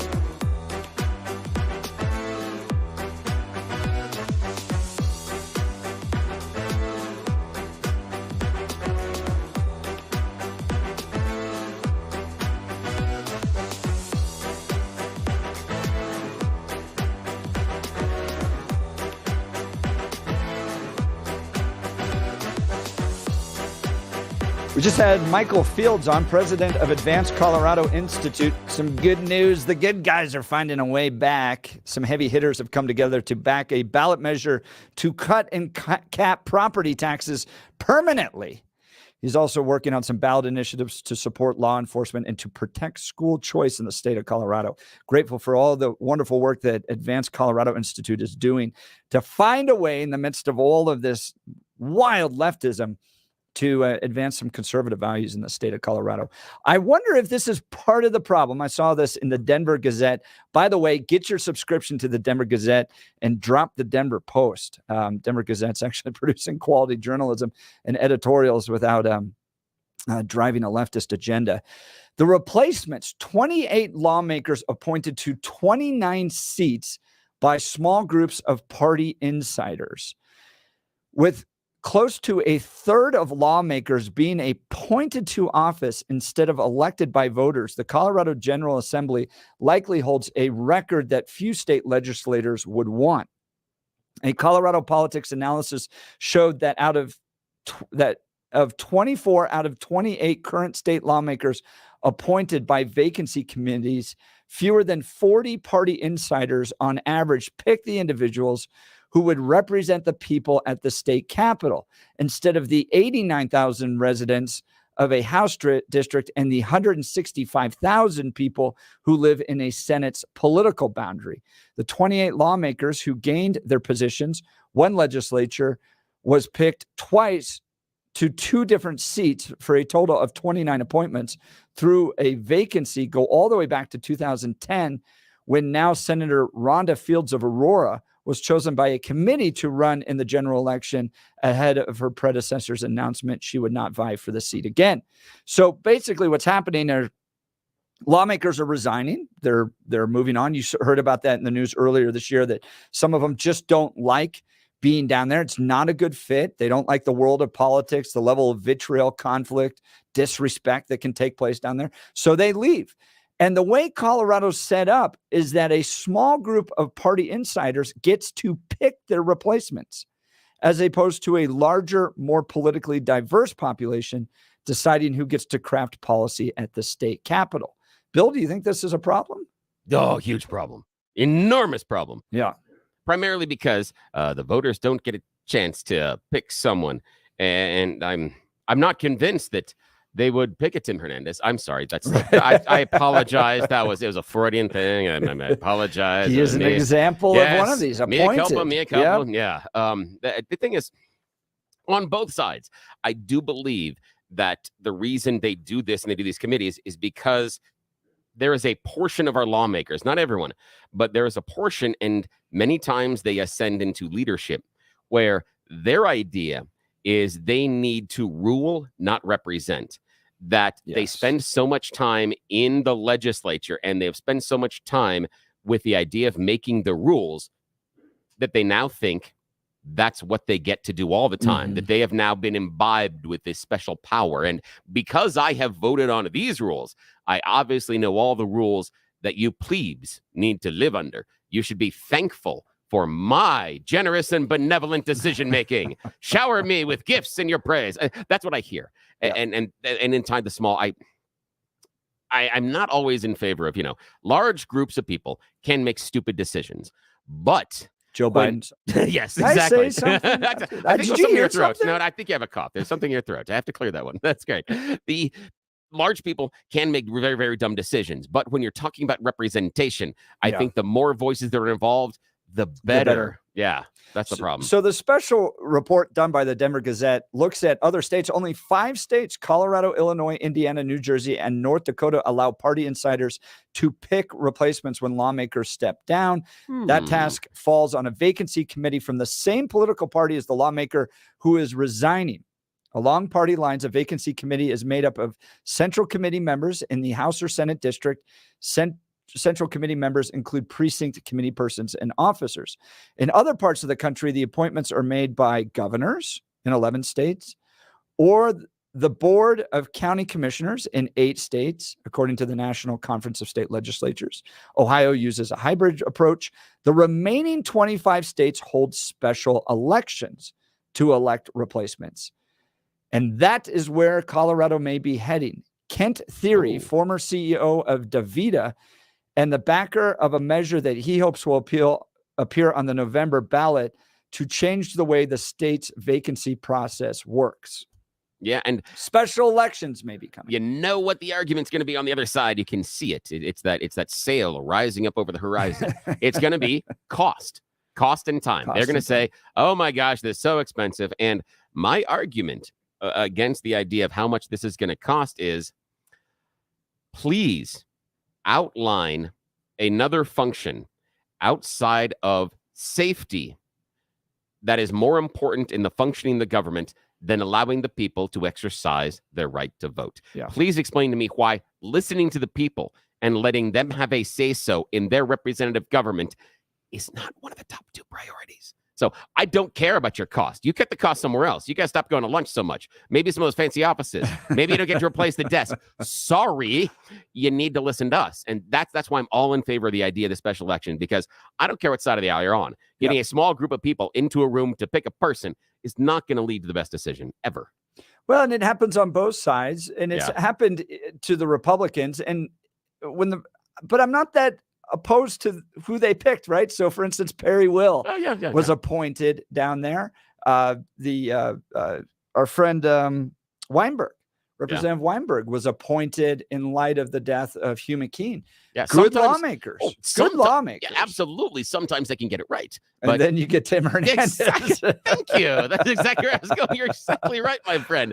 That's the problem, is you end up with, I mean, personally, I have a hard time. I don't know Mr. Hernandez, but I have a hard time wrapping my head around, given what I've seen and experienced with him, and it may or may not be fair, and I will admit that, but I have a hard time thinking that's the guy that community wanted. Yeah. That knowing what they know now, there isn't someone else in that community that could vote the same way, but wouldn't be as much of a clown show. And yes, Tim, that's what I'm saying about you. Clown show. And come on this radio station. We can talk anytime you want. I got no fear. Open line. Anytime. The Tim Hernandez line, always open. Yeah. Same with anytime. Elizabeth Epps. You tell us when you want to be here.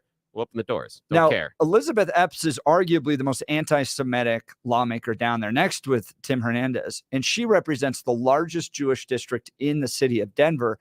She was duly elected. She wasn't just appointed. She was duly elected. But I think the Jews of Denver have had enough and are making sure that will never happen again. Yeah. And hopefully so. But what do you agree? I'm going to ask the listeners here. Do you agree with this idea that we move away from these vacancy committees in the state of Colorado, go towards special elections anytime that there's an opening? Obviously, I don't think appointing the governor or having the governor appoint these is a good idea. No. That would just, you end up with a vacancy in Elbert County where I live, where, they don't even run Democrats because it's so red. And then he could appoint a Democrat, which would be a disaster. Let's you and I, we will jump into the time machine. We'll jump into the Jeff and Bill time machine, and we'll jump back hundreds and hundreds of years before the great country of the United States of America was founded. And we are in England, wearing the funny clothes and the uncomfortable shoes. And oddly enough, that system structure, you had one dude that had a crown on his head that decided to place people in jobs and political positions based on how much they did for him. Right, It exactly. was also a patronage system. So the idea that then we would say, maybe this one guy who's in charge of the state is going to get to make the choice, and we don't expect behind the scenes the same type of a patronage system, we're idiots. Yeah, of course. that's exactly right. That's how it would function. Of course it would function that way. So KNUS has more active Republican engaged citizens than I think any other radio station has in Colorado. So no one's even close. Many of you have probably served on vacancy committees. You're active in local county Republican Party apparatus. Do you agree with this? Would you vote for Kent Thiry's ballot initiative that's going to be possibly on the ballot this November, that gets rid of the state's vacancy process, moves it to a special election, so insiders would have less control? If you're on a vacancy committee, you have more control now over who's going to be in there, so you can get a rock-ribbed conservative in if you want. Now it's going to be open to special elections. Is this good? And is this a good strategy to get away from the craziness of the radical left? that seems to appoint people like Tim Hernandez. I'd love to hear from you. 303-696-1971. That's 303-696-1971, or text us on the 710 KNUS app. We'll get to your calls when we return. You're listening to the Jeff and Bill Show. 710 KNUS.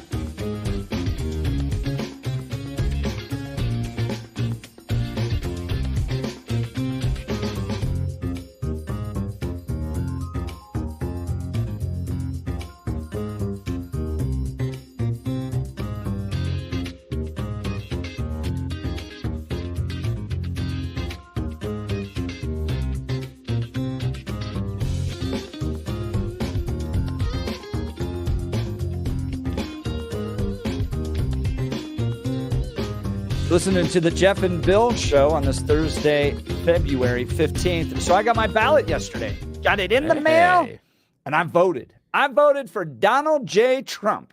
Uh-oh.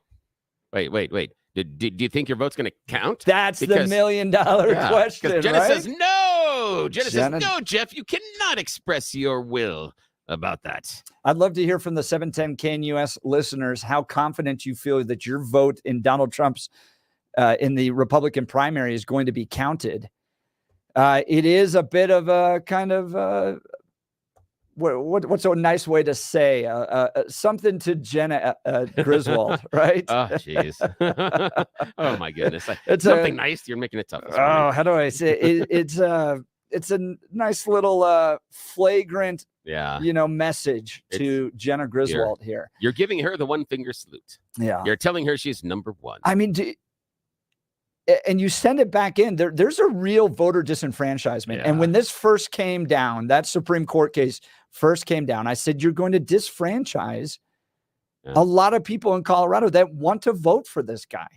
And who are you to decide based upon a 5-day trial or whatever it was that he engaged in insurrection? Ergo, my vote for him is not going to count. Yeah, that is a really tough one. The idea that the Secretary of State is given that power to decide, and that we have some rules that outline who should be there, but the adjudication of insurrection and beyond, that is beyond her purview. That's not what she is supposed to do or even allowed to do. No Secretary of State, regardless of party, is allowed to do that. But it is a question that I want to know if you've gotten your ballot.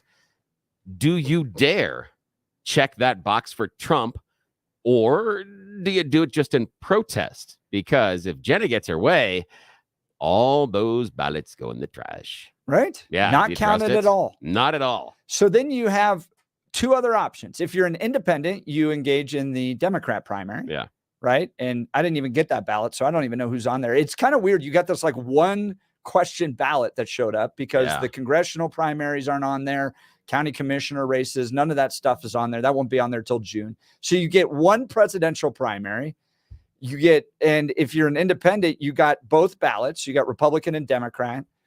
Do you just, and you can only return one. So if you can't vote for Donald Trump because of the Secretary of State, do you engage in the Democrat primary and make your voice heard there?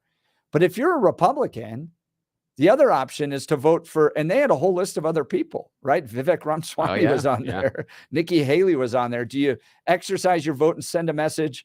Kind of like in Nevada, none of the above was even written. Yeah. Right? Like somebody else's. So I'd love to hear from you. If you got your Republican ballot, are you going to check it for Donald Trump? And how did you feel sending it in?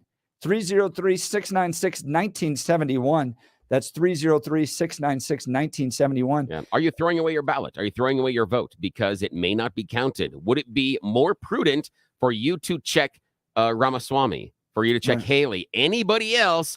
Because I have a theory that if, for whatever reason, doesn't matter, we can just say, if Donald Trump can't serve by the time you get to the convention, anybody else that has delegates is based on the rules, has to be the choice. So if you think they might pull Donald Trump, should you instead choose someone else just in case?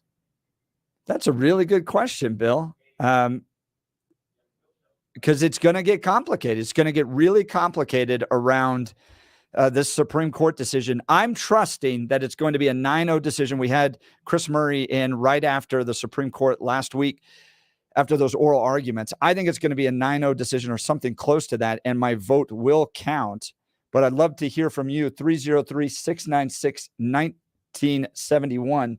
303-696-1971. I'm going to get to Dan in just a second. Hey, your home has significant asset, and choosing the right team to help you sell it can be the difference in thousands of dollars in your pocket. I highly recommend Gay Ribble and the Empower Home team, the realtors I trust.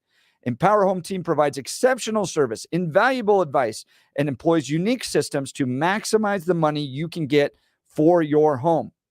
Getting an offer above your home's asking price is great, but you're leaving money on the table by not working with Gay Ribble and the Empower Home team. Gay and her experts get the clients an average of $30,000 more. Could you use an extra $30,000? That's precisely why you need Gay Ribble and the Empower Home team. Their exclusive database is filled with pre-screened buyers ready to make a purchase. Take the stress and hassle out of selling your home while getting the best price. Here's an unbeatable offer. Gay Ribble and Empower Home team will sell your house for 100% of the asking price, or Gay will pay you the difference. It's an offer you simply cannot refuse. Get 100% of your asking price guaranteed with Gay Ribble and the Empower Home team. Reach out to my friends and realtors, Gay Ribble and the Empower Home team today. Call 833-301-SOLD or go to gayhasthebuyers.com. That's GAYE hasthebuyers.com. All right, let's go to Dan. You're on the Jeff and Bill Show, News Talk 710 KNUS. Well, thank you very much. I got my ballot. I checked off Trump, and I took a picture that is, I'm not going to publish, but to send it in. It creates a cause of action if she decides to nullify my vote. You can be part of a class action or something else against her only if you do it and your right is taken away. So it's very important. Document who you vote for, especially this election. Dan, I think that's brilliant. I was thinking that yesterday. If my vote's not counted, can I sue Jenna Griswold for voter disenfranchisement? And you're talking about a class action. Yeah, only if you can. You can only do it if you can prove that you had this right stolen from you. Interesting. So that's and you can't. You're not allowed to publish in Colorado. There's a law against a trackable ballot being published. People have gotten in trouble for posting it. Don't post it. Keep it. Oh, Dan, Keep it with you. I got to tell you, man, that is an angle that I had not thought of. I think it is actually very brilliant because it takes advantage of the power that Jenna is trying to grasp, because it allows a remedy on the back end that if she decides, because of this insurrection-y thing, she's going to take this right away from you, you now have an action saying, wait, we need justification. That you can go back and say, please explain to me why this one office was granted this great power to decide it in this case. That's really good. I appreciate that, man. Absolutely. Make sure you get a copy of the full ballot, because there is an ID number on it, but you have to keep it yourself. Do not publish it ever. But if you have to do a class action, you can bring the proof. So take a picture of the ballot. Hold on to that, because there may be stuff coming. I mean, Dan, I don't know. Are you an attorney? I'm not an attorney, but I used to work in the Secretary of State's office. Oh, interesting. Okay. So if the U.S. Supreme Court case comes down favorable to those of us that did vote for Trump and our votes are counted, is everything just kind of gone at that point, where the frustration, the petitioners, the whole court case, it's done and we just move forward as if it's a normal primary? I sure hope so, but I have grave. This mail-in voting system is not safe at all. The machines count just fine, but your signature is not your ID. Your ID is your ID, not a scratch on the back of an envelope. Wow. Dan, I really appreciate the call. Some inside information from a guy who used to work with the Secretary of State's office, giving you really good advice. If you're voting for Donald Trump in this year's Republican primary, take the picture. Don't post it.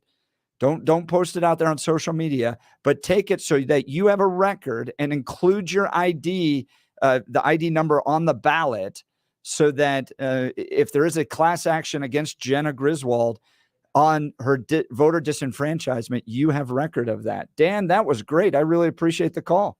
There you go. My pleasure. Take care. All right. So if you're voting for Trump and you got your ballot, how did you feel mailing that in? I kind of felt like, man, a little bit like Dan, there may be some legal issues here for Republicans in the state of Colorado who want to express their vote for Donald Trump. Give us a call, 303-696-1971.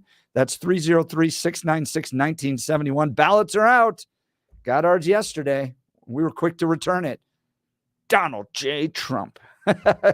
Text us in 710 KNUS app. You're listening to the Jeff and Bill Show. News Talk 710 KNUS.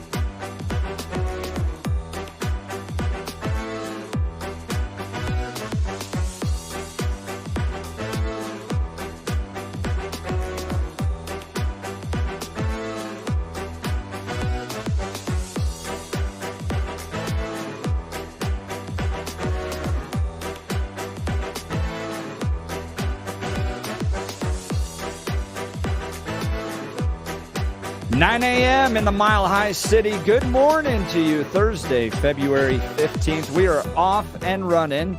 Conversation we're having. Phone lines filling up. 303-696-1971. Did you get your ballot? I got mine in the mail. Voted for Donald J. Trump. Sent it in. There you go, Jenna Griswold. What are you going to do now?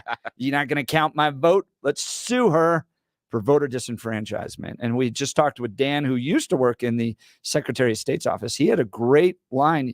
Really? He just said, make sure you take a picture of your ballot with the ID with your ID number on it that shows that you voted for Donald Trump, and you might be part of a class action that may take place against Jenna Griswold. It's a great idea. This is something that's building. We might have to talk to our friend Chris Murray, the attorney, election law attorney, about this.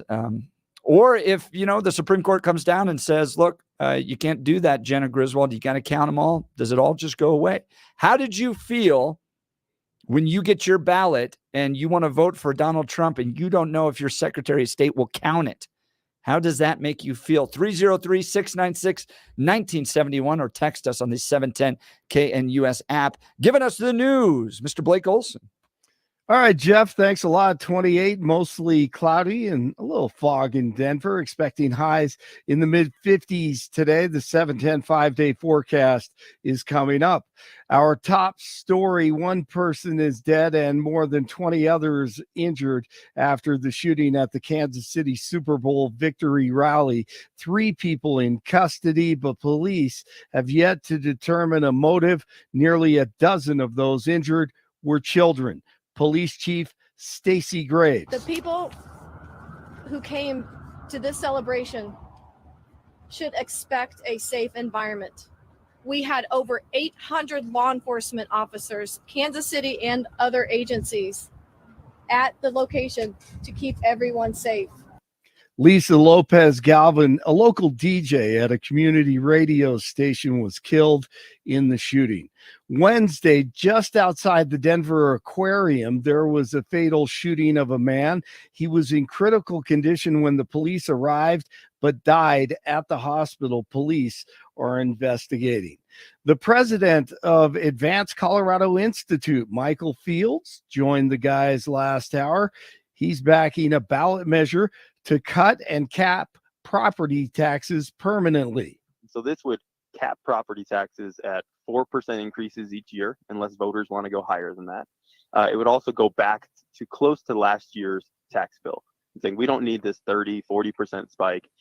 We need to get something that's under control. And the legislature has failed to act since the Gallagher Amendment was repealed. The coalition has filed initiative goodbye to clutter for the ballot measure.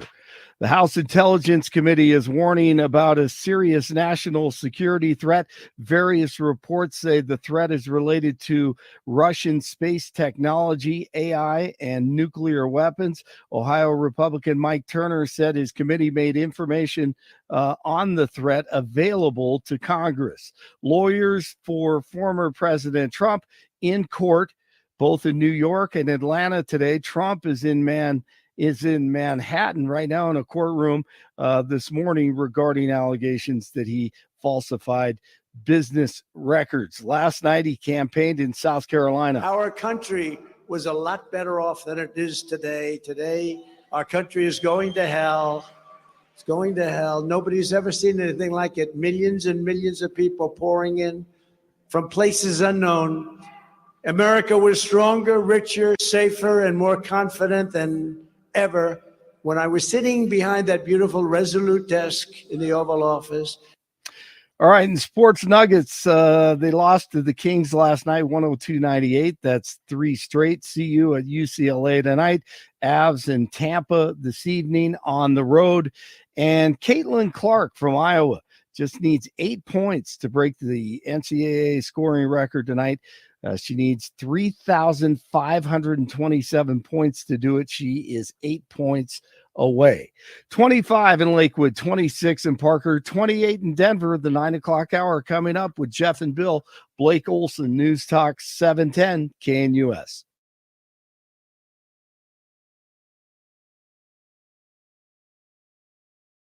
Want to take your favorite radio station wherever you go? Well, now there's an app for that. No matter where you are, stream your favorite shows. Tap the app to listen to podcasts. Talk back to your favorite local hosts. At the tone, leave a message. Call the show. Set your alarm. Enter contests and win prizes. All in the palm of your hand. Available now for iOS and Android devices in the App Store or Google Play. And best of all, it's free.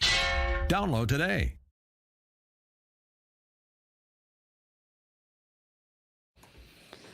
Came home late last night and sitting on my desk was my ballot.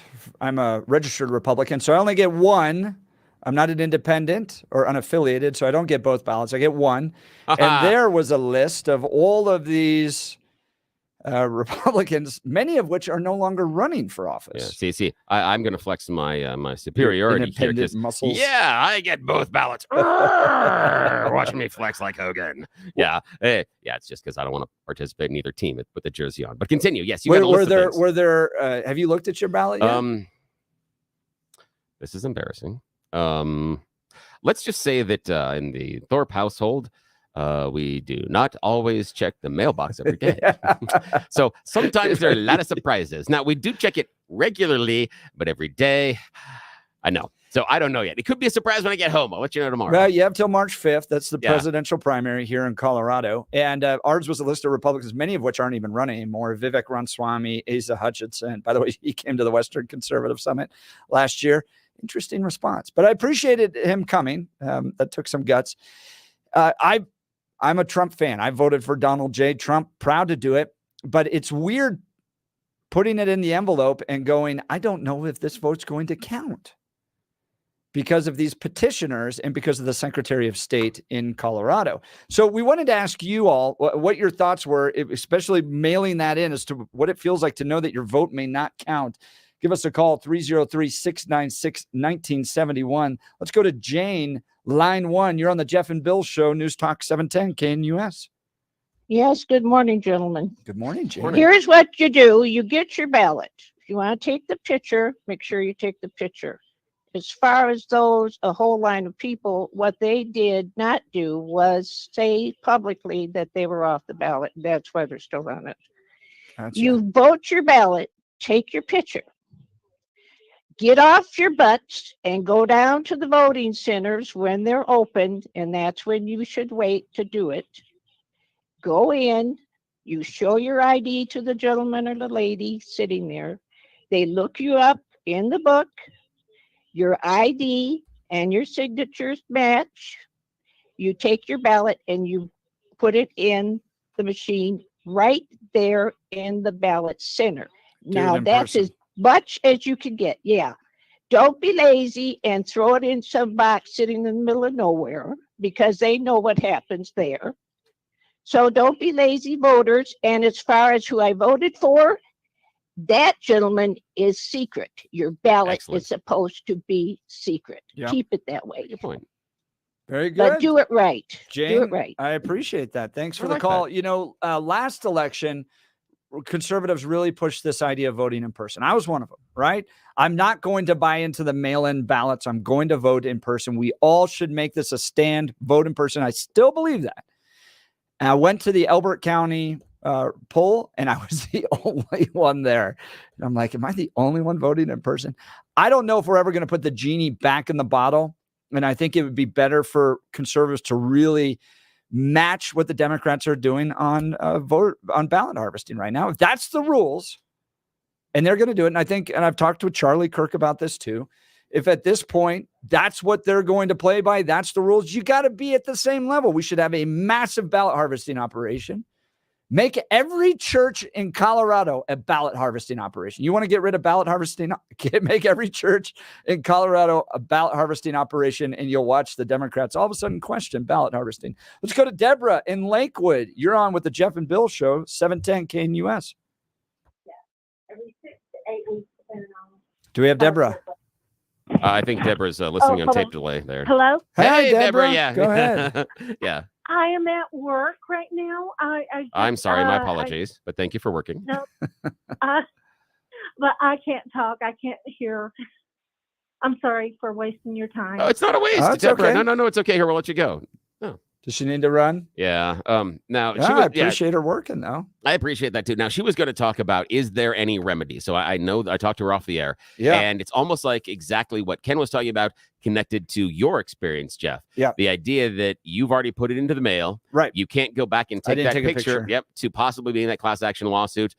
Is there any remedy, any solution? What do Yeah, you know? we'll have to see. We'll have to ask our attorney friends. If there's any attorneys listening, this is going to be a developing issue in the state of Colorado. And if we get to a point where this is all just settled by the U.S. Supreme Court, like I asked Dan previously, Dan worked for the Secretary of State's office. He was keeping his identity a little under wraps, and I understand why.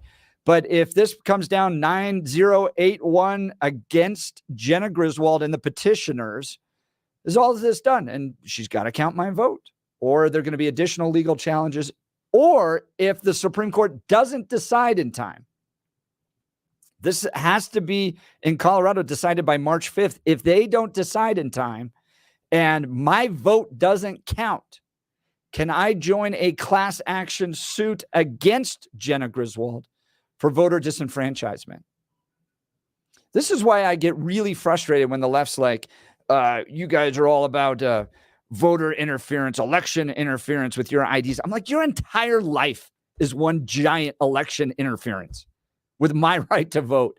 And you're mad at me for saying, hey, maybe we should have IDs and vote in person, when we've got to think through what all these potential lawsuits look like. Let's go to Joan Lakewood. You're on the Jeff and Bill show, News Talk 710 KNUS.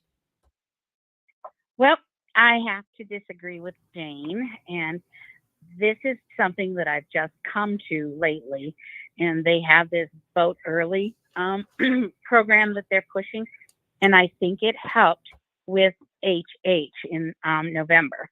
And I can say in November, I harvested my first ballot, and it was very difficult for me to say, give it to me and I'll mail it to you kind of thing. Because I actually, she actually was like, well, what should I do here? And I'm like, I can't fill it out for you. You know, it was just very difficult because we're not used to this kind of thing. That's right. Very true. But I can say that I think that the voting early does this. The more ballots that we do get in, and there are a lot of ballots out there that are floating around free, the more the Democrats, because they know the numbers. As soon as they come in, they know the numbers. They say, well, we don't run them early, but they do run them early. That's why we get these election results in less than 10 minutes after the polls close. And they're like, well, we do run them early, but we don't tell anybody what the results are. And it's like, fine, but you know the numbers, and it's a numbers game. We have seen that across the United States. 100%. It's a numbers game. And the more we make them have to go out and find more ballots, the more money they have to spend doing it. Joan, you're exactly right on the numbers game, and I appreciate the call. Joan from Lakewood. Joan's line's going to be open, 303-696-1971. I was hanging out with Reince Priebus one time, and Reince made a great point, former chairman of the RNC. He said that conservatives really like personalities. They connect with someone like Donald Trump, the energy, the excitement. They really are excited about that. The Democrats are more excited about process. They host entire conferences about voter ballot harvesting processes and the numbers and getting your neighbors' ballots and organizing organizations to go out there and collect ballots. And they get really excited about that. And I can testify to the truth of that as someone who has hosted the Western Conservative Summit for 8 years, that it always comes down to the personality of the speakers.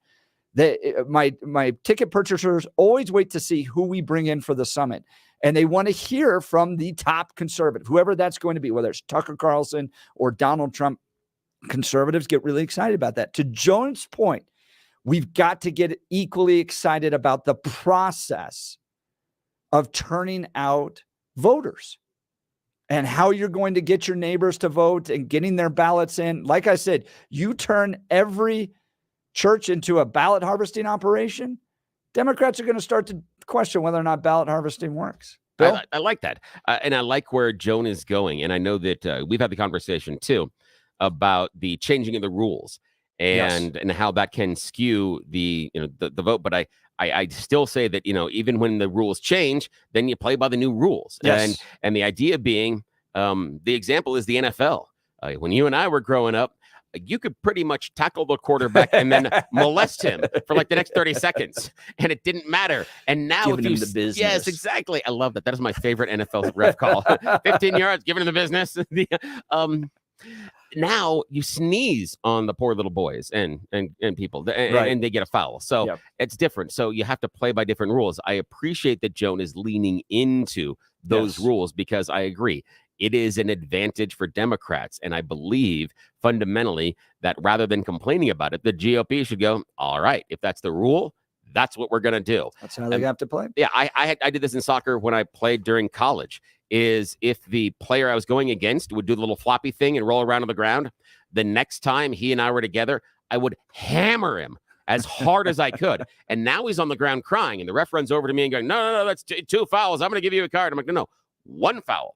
If he does that again, that's a foul. That stuff he was doing before, No, not a foul. No, I didn't right, do that. right. So now we have a baseline. Now we understand what it looks like when I try to seriously harm him. Same thing here.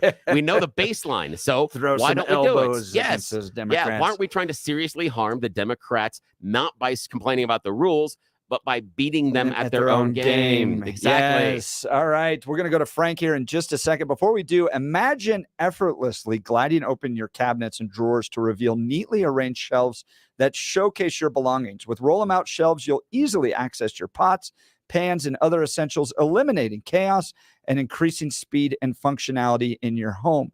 Roll-em-out shelves understands that everyone's home storage needs are unique. Whether you're dealing with tight corners or expansive cabinets, your shelves will be custom built to maximize every inch of available space. Joyce and Brent Tolliver, the mom and son dynamic duo, leave satisfied customers wherever they go, and their all 5-star reviews confirm this. Here's what some overjoyed customers say. Life-changing, so much wasted space in our kitchen cabinets.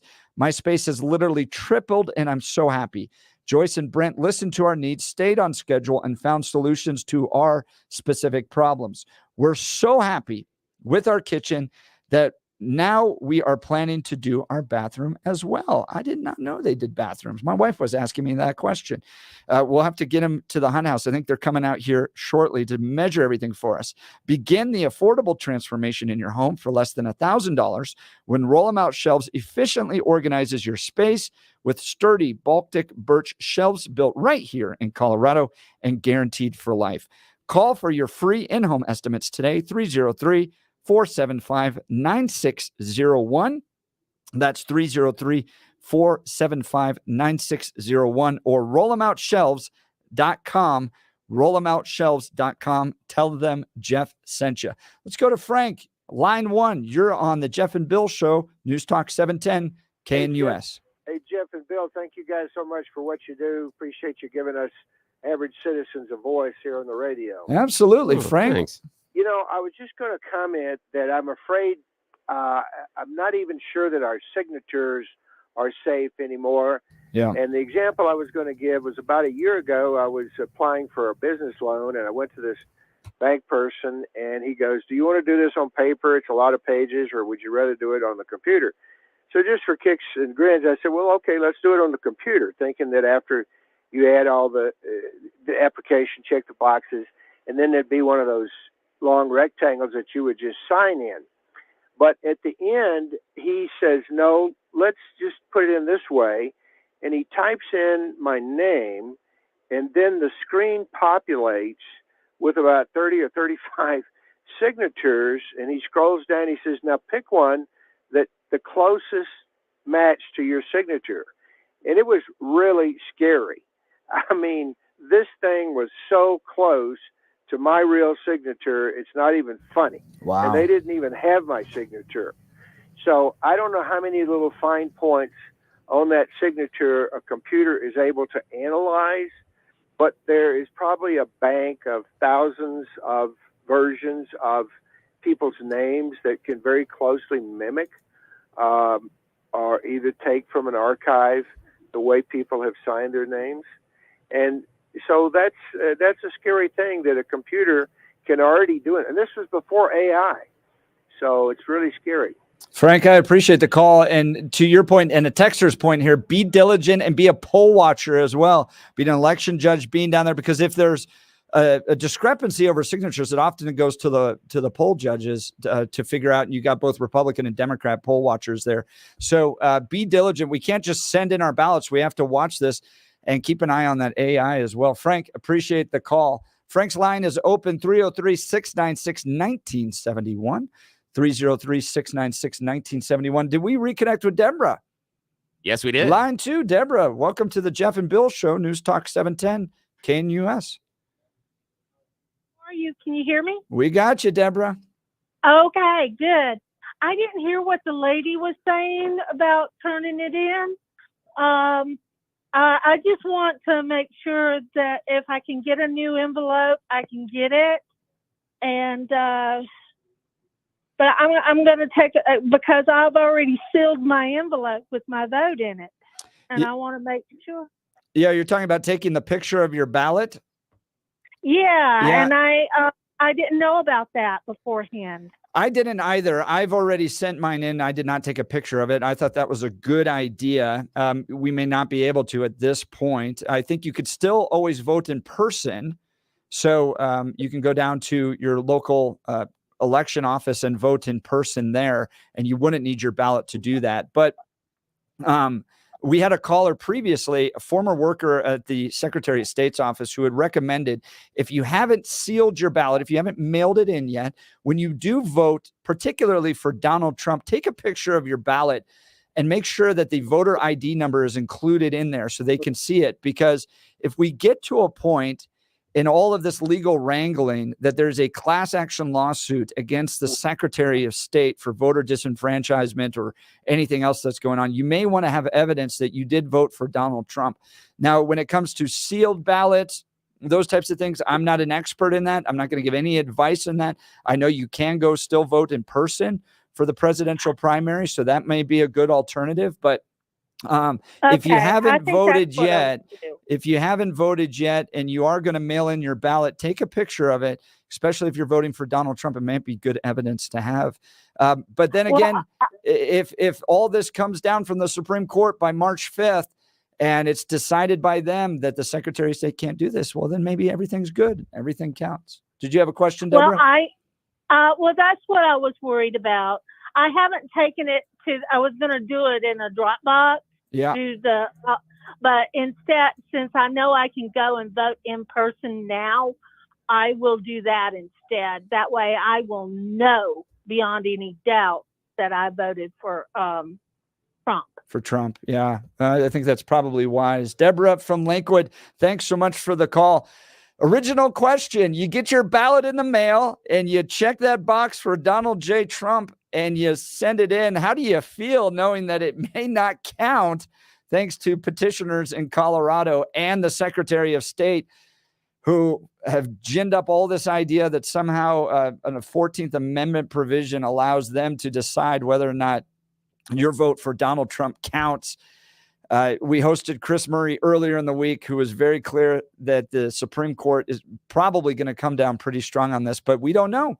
We don't know the timing. We don't know what the decision's going to be. And so mailing in that ballot is sending it into the great unknown. So give us a call. Let me know your thoughts. 303-696-1971. 303-696-1971, or text us on the 710 KNUS app.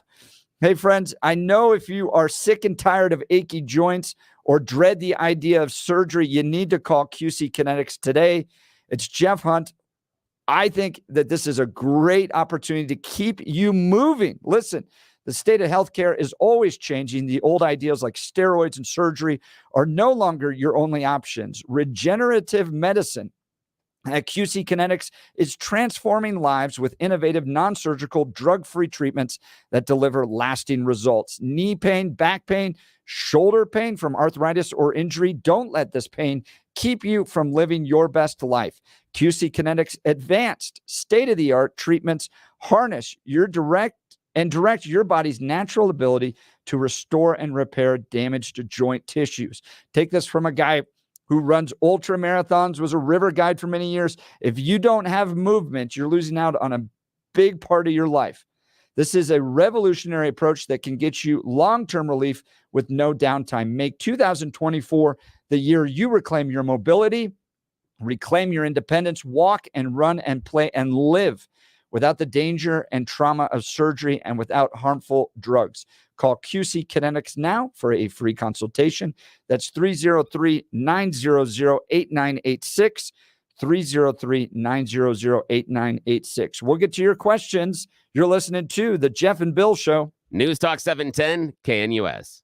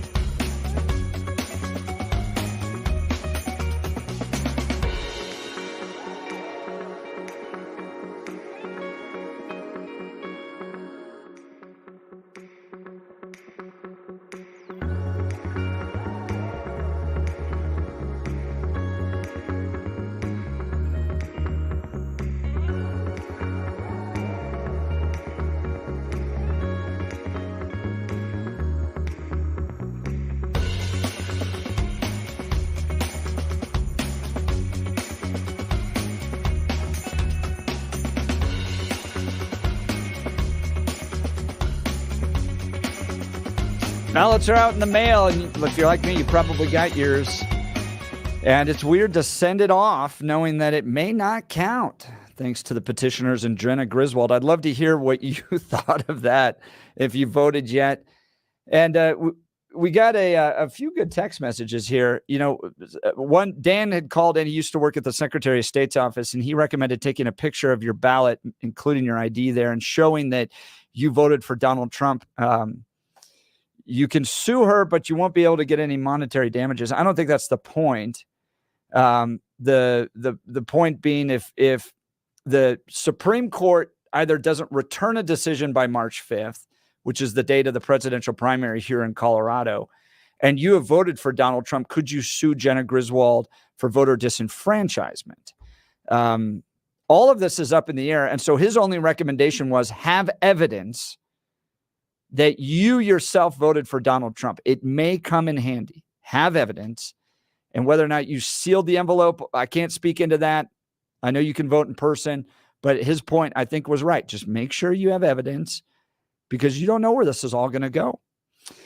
Bill, did you see this from the Wall Street Journal? This was very interesting to me. America has never had so many 65-year-olds, and they're redefining the milestone. A record number of people will turn 65 this year, and they're living very distinctly from their predecessors. So they are staying in the workforce longer. They are living longer.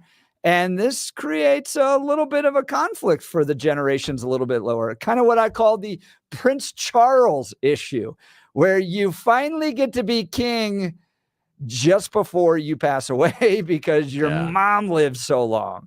You know, and how this changes the dynamics, because parents are living a lot longer. They're staying in the workforce longer. They're owning their homes longer. They're maintaining their leadership in corporations and companies longer.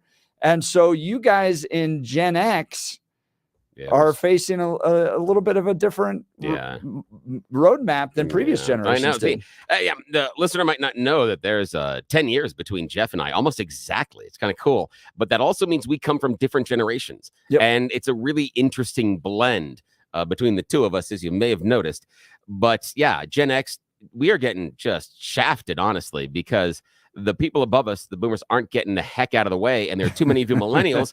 And so by the time they do, you guys are going to be in prime positions to take those positions instead of us. We are going to get leapfrogged. Oh, yeah, absolutely. We're going to get leapfrogged, because what will happen is we will be at the age, and we already are, where many of these boomers took over their companies and did all the stuff. Yeah. And we're not allowed.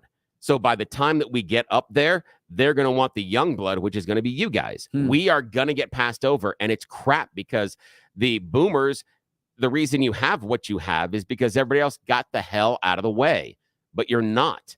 And you are putting extreme pressures on Generation X based on, and not the same type of pressures that the younger generations are having now as far as housing, but we are not, as a generation, going to be able to achieve the same things the boomers are, based on wealth, based on property accumulation, based on achievement in careers, simply because they're refusing to retire.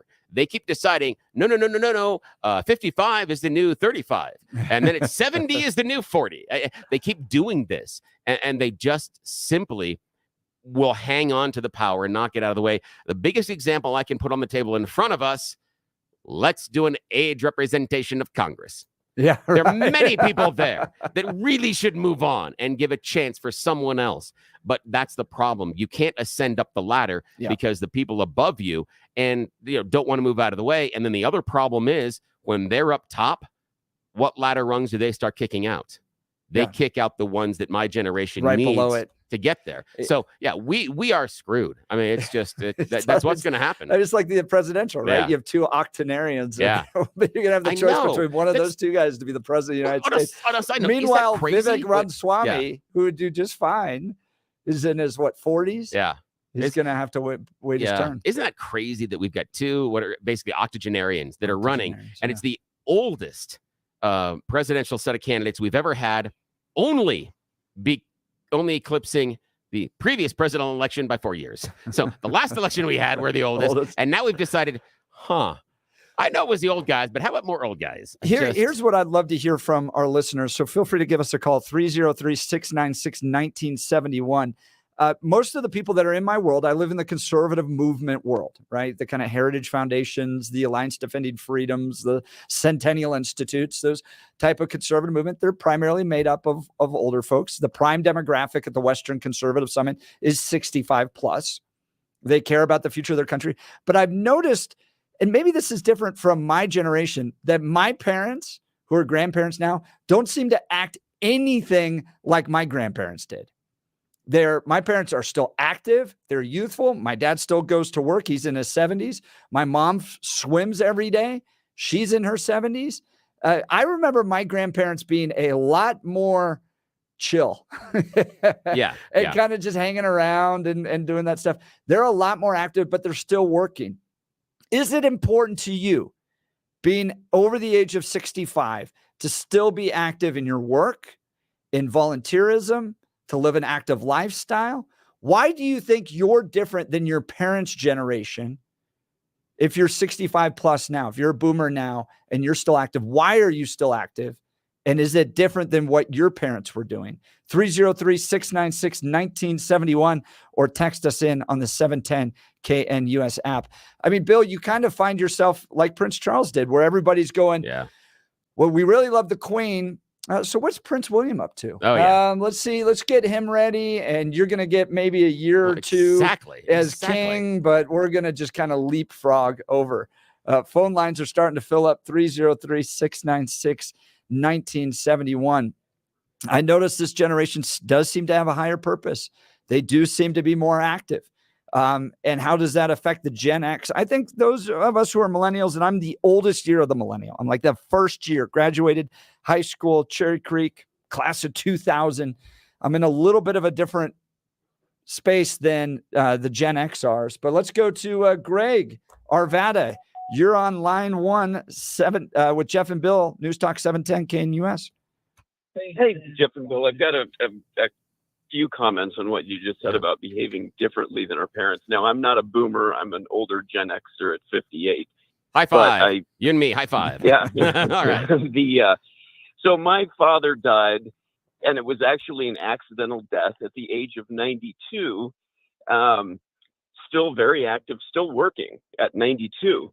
Self-employed, not punching a clock. But, so I'm staying active, in fact, more active than him. I also have an elderly mother at 88 who's basically no longer ambulatory. And she wasn't active for most of her life. And so we have the lessons to learn that if you want a good quality of later life, the key is to take care of yourself in earlier life. And so, I'm almost in the gym. I watch what I eat. I'm fit. I'm the correct weight. And I do expect it to pay dividends down the road. But at working, it's interesting you mentioned that as a part of the conversation, because the most annoying thing I get calls from investment people. They call and say, hey, we want to help you plan your retirement. The assumption there is I'm going to retire. I have no intention to retire. I may modify my work habits, but I'm not going to retire because I've watched uncles retire and die. And so remaining purposeful is a huge part of successful elderly living. If you have a purpose, and maybe that's your grandchildren, you don't have to keep working, but I see these people retire thinking, oh, I'm going to be able to sit around, and you die because we're intended to function. And I'll throw my little bent in. That's good. Retirement is not a biblical principle. You can't read about it in the Bible. So those are my thoughts. That is interesting. I appreciate that at the tail end, the idea, Greg, that you threw in the biblical reference, because I do agree with you 110% that you need to find that purpose, even if it's not working, whatever it is that keeps you involved, that keeps you active, because many times that purpose keeps you getting up in the morning and keeps some motivation. I think there's something very special about that. Absolutely. All right. You guys have a good day. Greg, appreciate the call. Greg from Arvada. We're talking about this Wall Street Journal article that came out over the weekend. America has never had so many 65-year-olds, and they're redefining the milestone. Just thinking about how just different generations, 65-year-olds of the greatest generation, 65-year-olds of the boomer generation. They're living life very, very differently. Before we get to Marcus, I just got to tell you about my friend Mitch Floria and the Art of Granite, who has put together and can put together for you a perfect kitchen or bathroom remodel. Let me tell you why. Quality craftsmanship. Mitch is such an expert and craftsman that he can turn granite, quartz, marble, or other materials into true works of art right in your home. Superior service. From single residential installations to large-scale projects, Mitch and his team's attention to detail is unmatched. They will listen to you and get you what you need. Great value. Mitch provides granite from his own warehouse in Denver West at wholesale prices with no markup, so you can get the most out of your budget. And let me tell you this, great American. If you're conservative like me, you're going to put your money behind companies that love this country. I've been in Mitch's office. He's got framed copies of the Constitution and Declaration right next to him. He loves this country. Mention KNUS and receive a bathroom countertop free with the purchase of your fantastic new kitchen countertops, or get a kitchen or bathroom sink free with the purchase of any countertop package. Schedule a consultation with Mitch and visit his beautiful showroom in Denver West, or call Mitch at 303-386-5919. That's 303-386-5919. Or you can visit his website at theartofgranite.com to start dreaming about your new countertops. That's theartofgranite.com. Marcus in Aurora, you're on the Jeff and Bill Show, News Talk 710 KNUS. Hey, how you doing, Jeff? We're great. Yeah, I'm one of those guys, 65, but everybody, my employers, they're younger. They're like 24, 30, and it's pretty unique, and you can learn a lot of things. Yeah. And the only reason I haven't retired, I did that time in the military, and the only reason I stay there till I get full retirement, now I'm out. And I watched my grandfather, totally different age, and I watched my dad, totally different too. But I think times are just changing, and then it's a new work environment. Yeah, the technology and everything. Why do you think it's different? Why do you think you're different working than your parents' generation? Well, with the technology and AI, and they don't have old files and all this crap. Everything's computerized, Yeah. and the smart people are the young people. And you don't mind working for the young people? Oh, heck no. I learned a lot from them. You might have somebody gay over there, and you might have this, and you see a lot of things, but they work hard, and it's just a different generation. So Yeah. I don't put them down. I mean, these young people will be paying the bills on Social Security and everything. Right. And they need a break too. So every time I hear old people putting them down, they're not working, or they're not even around the young people. Interesting. Well, I appreciate the call, Marcus. Marcus from Aurora. We're talking about this Wall Street Journal article. America has never had so many 65-year-olds, and they're redefining the milestone. It's like Peter Boyles, man. That guy's still on his bike, isn't he? Oh, yes, he is. Yeah. Yes. Yeah. He's Just modified the bike. He's totally- gone to the trike. but Tricycle, still, yeah. he's out there, and he's kicking ass and taking names. I'm surprised that he keeps going so hard. I assume that he'd just want to relax for a while and spend his time on the ski slopes. But he is still the hard charger. He's going to be in cutting a chute later on this morning. And I like what Marcus was saying, that the idea of keeping active, staying in the workforce, and things to learn. However, they're still not getting out of the way of us Gen Xers. And that's the issue for us, is that we are prevented. And this is the frustration. Yes, I am saying you need to retire because we can't move up and we are stuck. And it is going to be a squeeze for what us as Xers have the ability to do. And the number one thing is, as our earlier caller talked about, as far as no retirement, in many cases for Gen X, that's going to be more real because of finances than anything else. Yeah. Because in part, if we can't ascend to some of these jobs, and we Yep. can't get into those Can't positions. get to the top. Yeah, we can't get to the putting wealth away. I told you yesterday, I found a social media post, and the guy was like, how to make $5,000 a month off investments. And I clicked on it, and it's like, well, first start with 5 million. I went, okay. Okay, all righty then. It's a great idea. You don't have that? No, Come on, and Bill. oddly enough, the gentleman doing the video didn't have a suggestion on how to get that Get either. that in the So first place. yeah, I'm just like, not as helpful as I was anticipating, but yeah, that's me. America has never had so many 65-year-olds. They're redefining the milestone. They're working longer. They have more wealth. They're living more active lifestyles. They tend to be living single compared to other previous generations. They're committed to a higher purpose. Really interesting, especially for those Gen Xers that find themselves like Prince Charles did, assuming the throne just to have everyone talk about the next guy. Yeah, it's like we're our own lead in the Macbeth play. We're the king they're trying to get out of the way, and it's just it hurts sometimes because you can see it. And the millennials, they're the hard chargers, and they're going to have the skills, and we're going to get leapfrogged. It's going to be difficult, and the conversation about what we do with the kids and raising them and telling them how they're going to achieve, and it's a difficult conversation at this point because of how the corporate ladder is structured, but I'll get off my high horse. Let us know what you think. 303-696-1971 or text us on the 710 KNUS app.